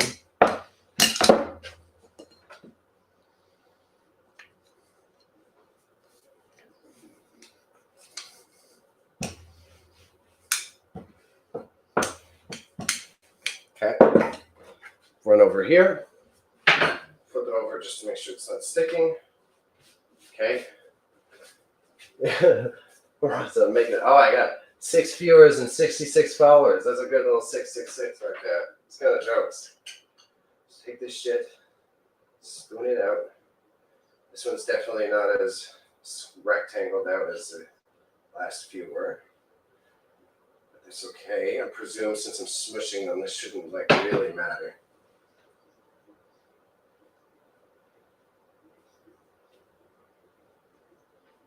Fucking A.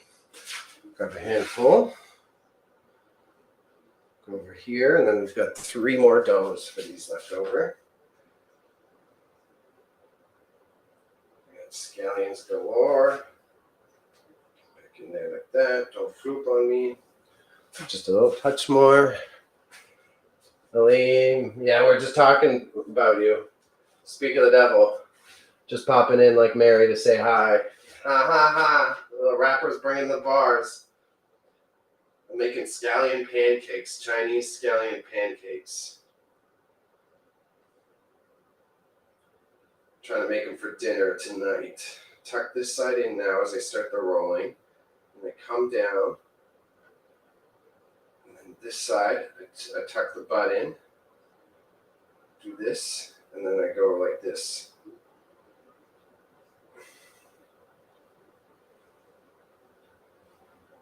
And there you go. Fucking A. But thanks for stopping by, fam. Hope your trip to Niagara region went well yesterday, bud. Hope you saw plenty of wine fields.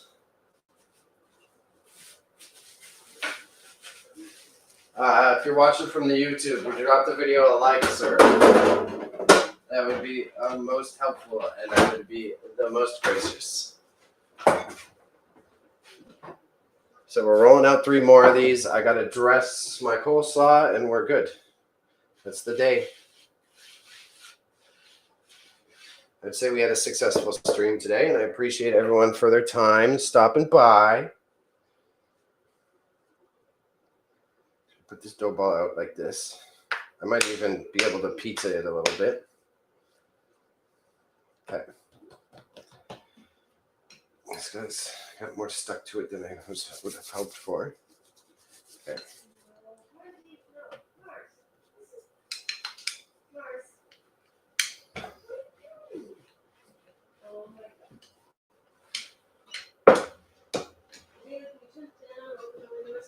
Okay.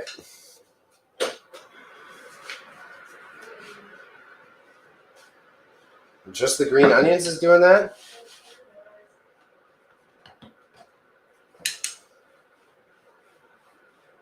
I can open the window in my room more after if you want. I gotta power through before this dough gets too rubbery, and I can do that right after.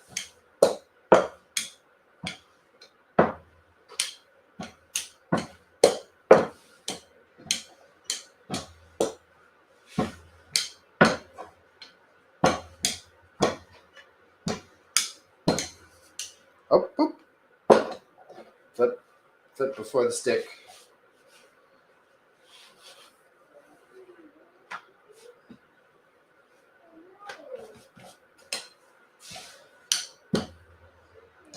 I gotta go deliver eBay items after this. I sold a car stereo on eBay that I got for $10 from Value Village. And then I got a set of cassettes that were all listed on, well, the car stereos weren't listed on stream, but you would have seen the cassettes that I sold on last week's eBay stream, which I do every Wednesday, about 11 a.m. to about 4 p.m. I can kind of run long sometimes, which is fine. I just try to position it more as a co-working stream.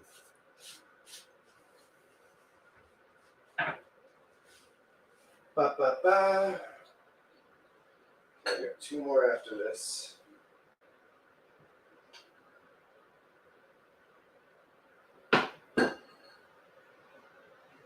Spread the sauce out.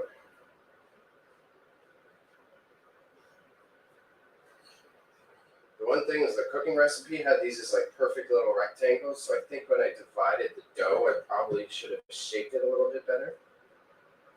But I presume since they're pancakes that I'm mushing out, there's no way that it can like have a big effect on the final product.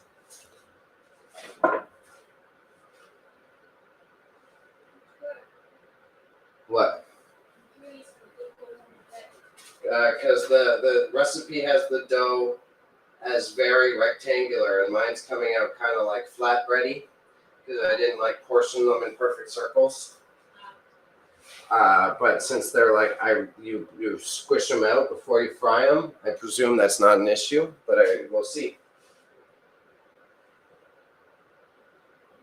tuck in, roll around. Take this butt, put it in before we finish. Same thing. Roll around, around, around, and around. There we go.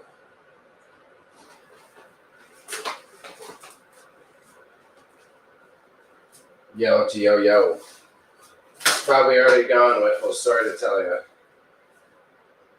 He's not a high afro, bi afro, but he's still lurking kind of guy. He's probably actually a beast.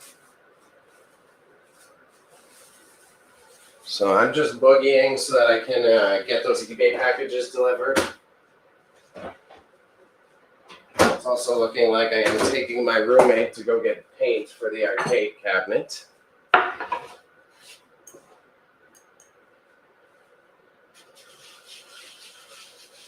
But I want to do a minor clean, plus take down all this filming equipment before I head out. So I got to do a little sprinty poo. The second last dough here. The coleslaw will take me like literally 2 seconds.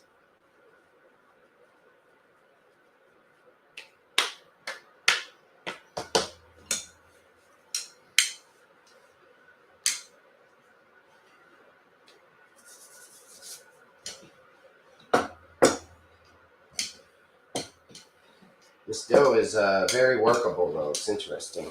Just water and flour. I didn't think it would be so workable. That's usually the yeast that ends up giving it such spring. But I think I'm incorrect, it seems. Baking is... I can do a lot of cooking stuff. Baking is one of my weaker suits.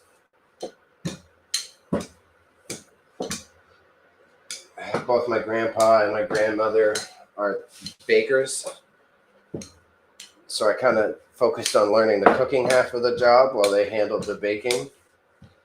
And don't tell the people in our small town, but Fran cheats on her baking now.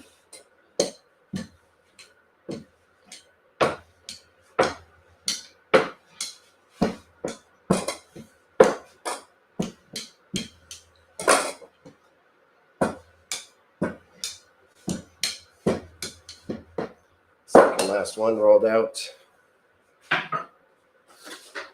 Looks good, Matrix. And okay, Elaine.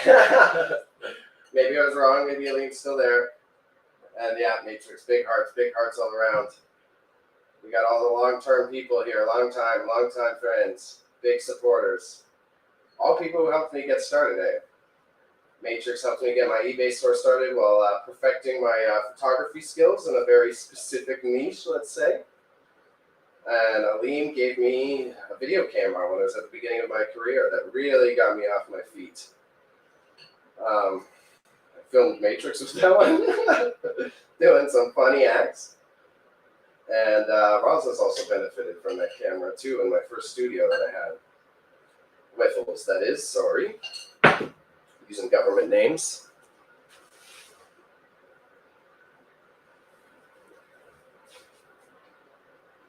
Scaling. Many scallions. A little bit more. Scaling. Do it up. I think we do a roll. Roll, tuck. Roll, tuck. Turn into circle.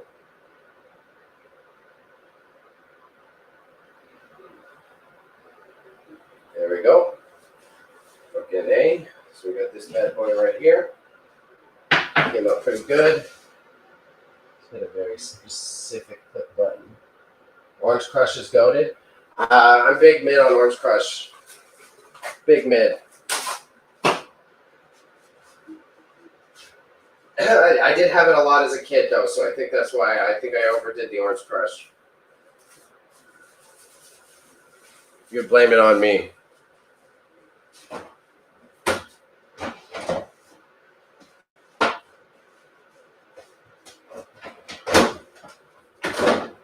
All right. Last one to roll out. I keep wanting to call them bao, even though it's definitely not.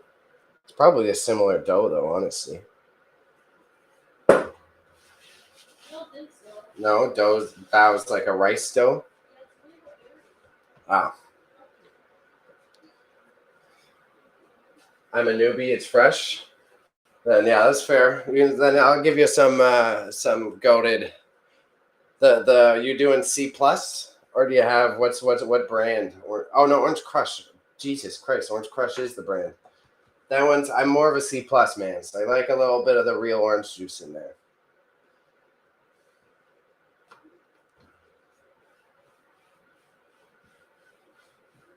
I felt kind of dumb there. What brand Orange Crush?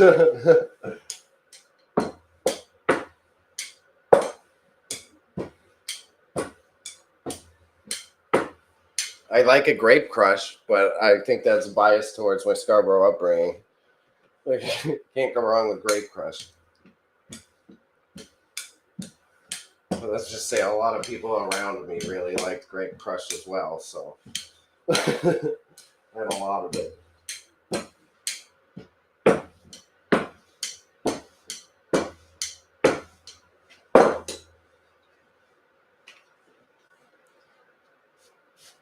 I just always think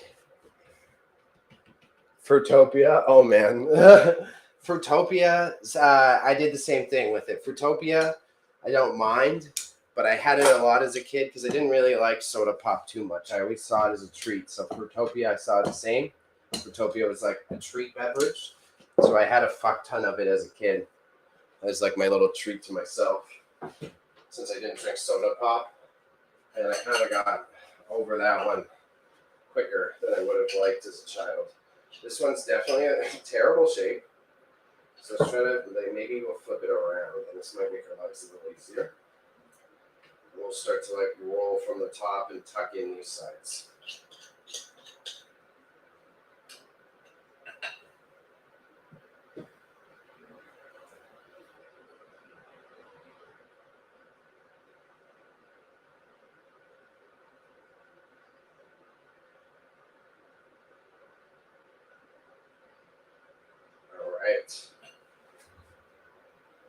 I'd have about 70 Fruitopias a day when I was at my grandparents'. Yeah.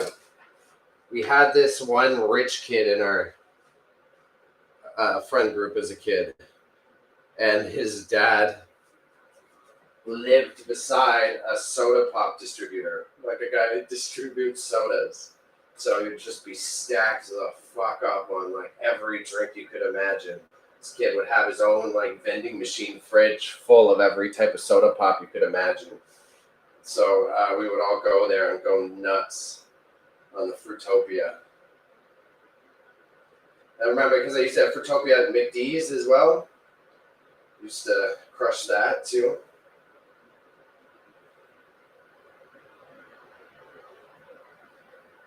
We take this, we roll it in. I take this butt, we need to tuck the butt. Oh, this one is not going to be as pretty. We got one mangled one. I think one fail for the whole session though. Acceptable.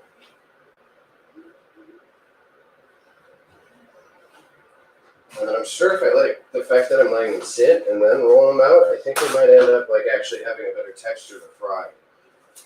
These feel a little too loosey-goosey right now, and I think if I were to fry them, they might get all wonky. I think the fridge move for later is actually not a bad bet.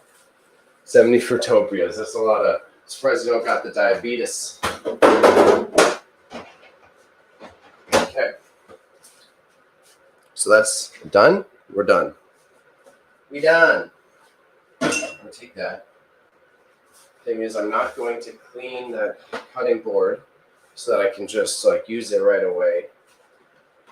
I'll set it aside here. The cats might eat the flour though, so I gotta hide that somewhere better. I can't just leave it there after.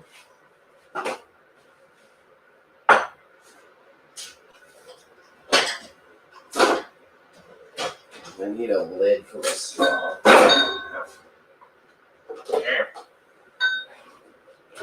Aleem RM. But yo, how about those Slurpees with the Polar Ice Bear? The red one? No, the Polar. I'm an OG Slurps man. You gotta go with the 7-Eleven. The Polar Ice. The worst ones were the slush puppies. The slush puppies, fucking whack, bro. Whack. The Polar Ice, bit better. Taste the fucking mountain. A good 7-Eleven Mountain Dew Slurpee, I'm with it. The flavor of the mountain was real. I didn't hate it.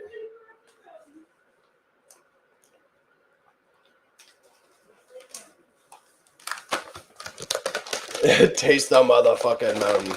I love Code Red. Yeah, bro. I was with you on that. I'm a Code Red guy.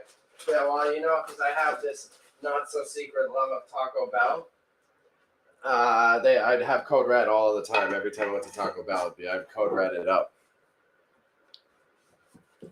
The slush puppies are whack still, not enough juice. And that weird, they had like aspartame or something in it. Something that made it like fizzy or whatever. I hated it. Hated it.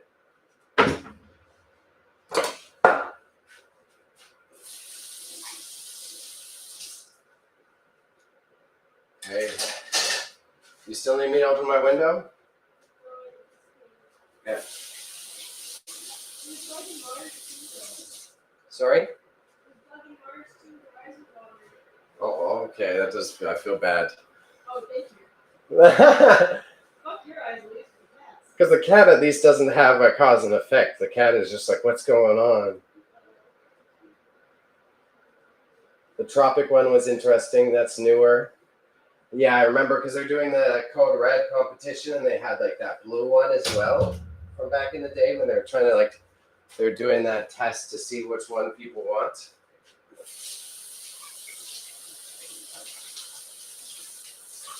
I was so stoked as a Taco Bell kid to be able to go try the new Mountain Dew flavors at Taco Bell. Doing a quick tidy up. And then we're on to dressing the slaw. And what time we at? We're at 2:12, so I'm fucking pretty much on time.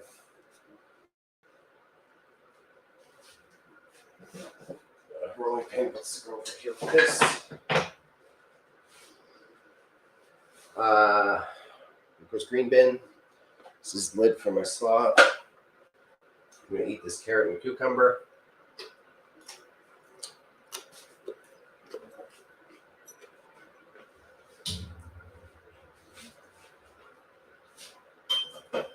I'm still my top tier soda, the doctor. Pinkle.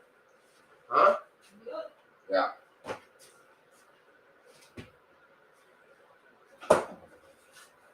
Doctor's mad top tier.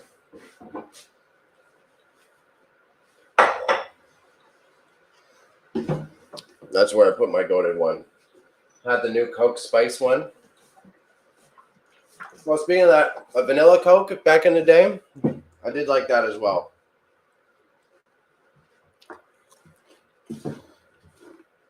Couldn't go too wrong with it.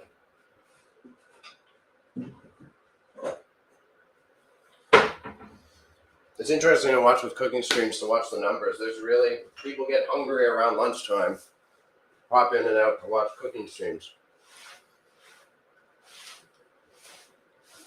Wiffles, that K-Steve guy, or K-Steve was the guy that's coming to help out. Told him to do baby steps. I'm slowly coming to chat so you can get used to turning it on.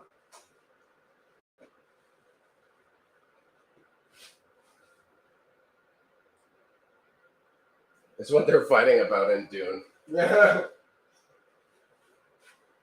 Is it a Dune themed merch though, or is it just spicy Coke?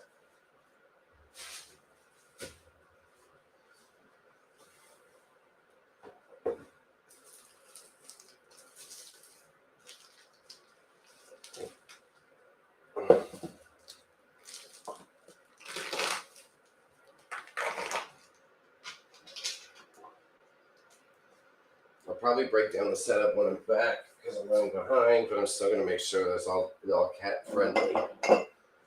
This little bugger, the big guy that you see on stream, eats fucking anything pretty much. Just like a dog in so many ways.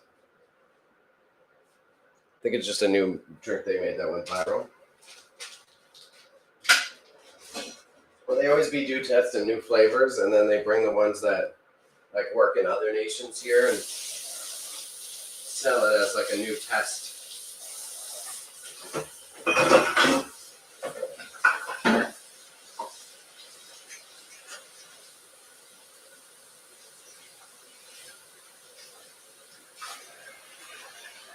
Snow is getting pretty heavy, so that's what I'm trying to beat the buzzer here, y'all. And always clean your stations.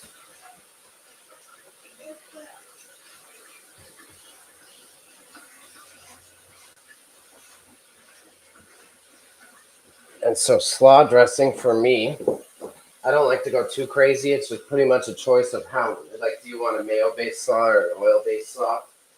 If I'm like serving in a restaurant, I prefer to serve people in oil-based slaw because I think it's more like artisanal. And also, like, typically you're giving slaw with an already dense food. So if I'm giving you a coleslaw, then I probably want something less dense. Like, think fish and chips. I'd rather give you an oil-based coleslaw than like a sauce one. But since it's for me, we're going saucy and creamy.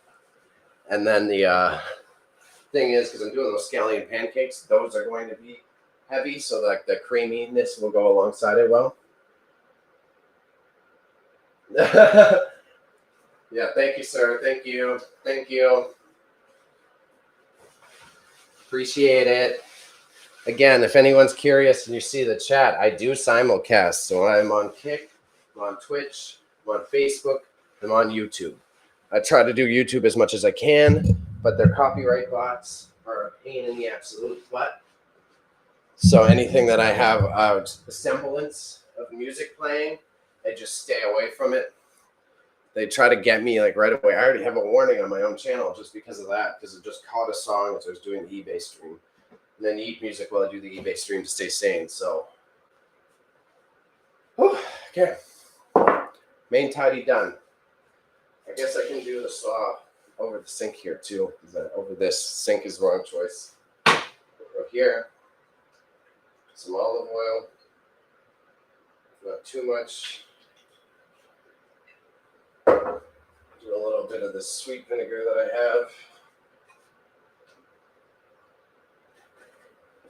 have. A touch of the ginger powder.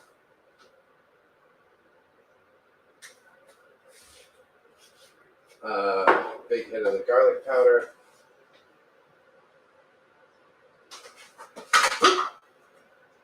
Be sure to throw the caps in your spices. Do a quick touch of the basil. Paprika because I'm Ukrainian, but I would recommend probably not paprika if you're doing it for yourself. But I love me some paprika, and it's good for your autoimmune system. Some onion powder that I made last stream. Toss that in there. Let's see. I'm going to do a touch of fish oil.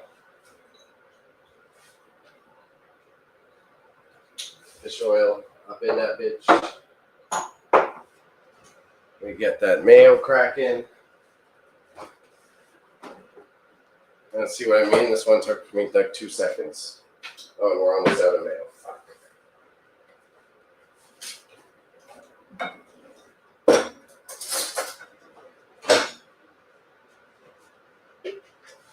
Let's take this. Take this.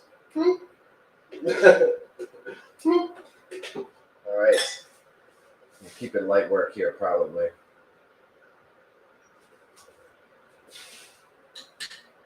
We'll just give that a nice go.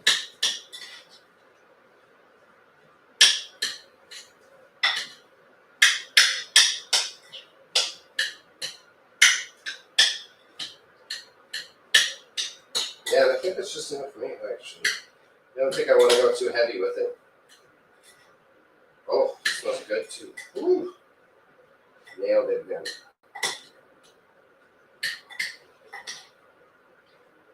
You know what I forgot? The salt and pepper.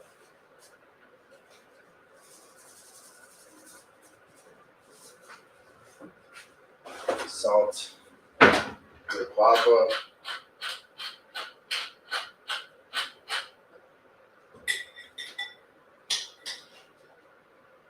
Bingo, bango.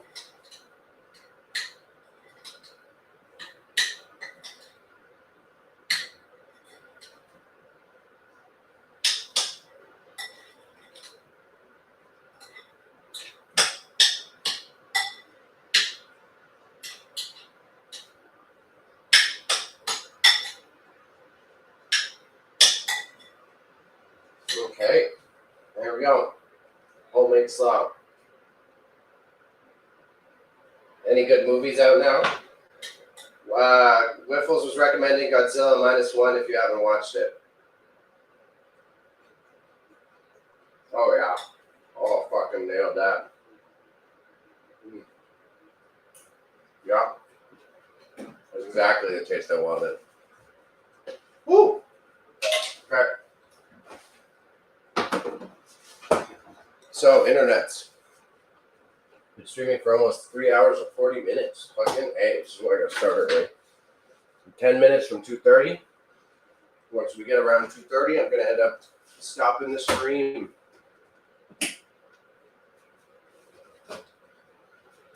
I'm going to give this stove a quick wipe while we're all here.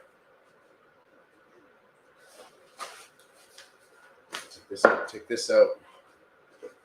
I already filled a green bin in one stream. I guess it did make a whole lot of food. Any good movies? I'm trying to think of others' recommendations.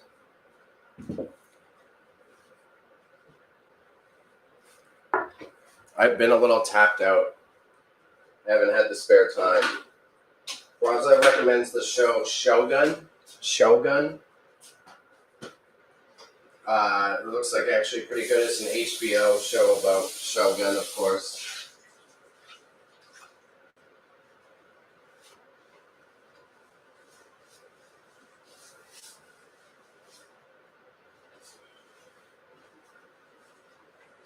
Nice and clean. Bada bing.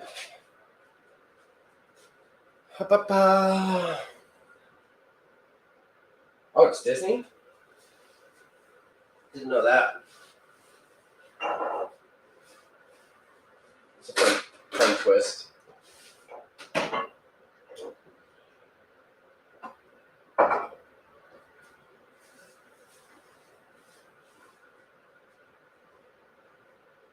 Gotta hit the dollar store after to check to see if they have some of the cheap oat milk. So we have it on hand. I need a lighter as well. Marmalade.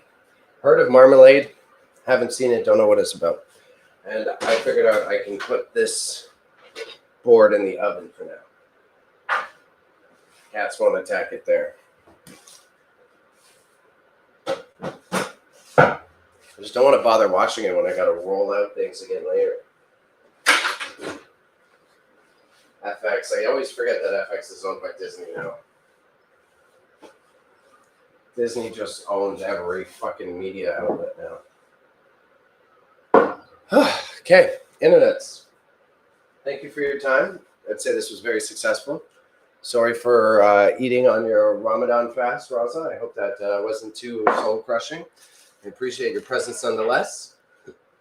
Anyone who's watching this VOD in the future, again, I'm not a thirsty boy. All I ask is for your support.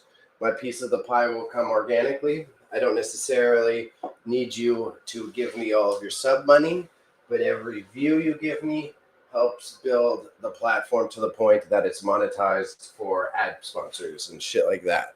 I'm willing to do the hard work later on to figure out how to get sponsors and da-da-da. This is where my PR skills come into benefit for the long term. And me and Wiffles operate a channel called Marching into Madness. It's on a little bit of a break as we get our bearings on our individual careers, i.e. this channel you're watching right now. But when we're back and kicking, that's where you're going to catch me doing more fun stuff, lighthearted stuff, less like cooking and work. It's going to be probably more gaming. I'll play some FIFA. and hang out and do goofy stuff. I might do like my music streams over there eventually. Either way, just spreading out so we have some stuff here and some stuff there.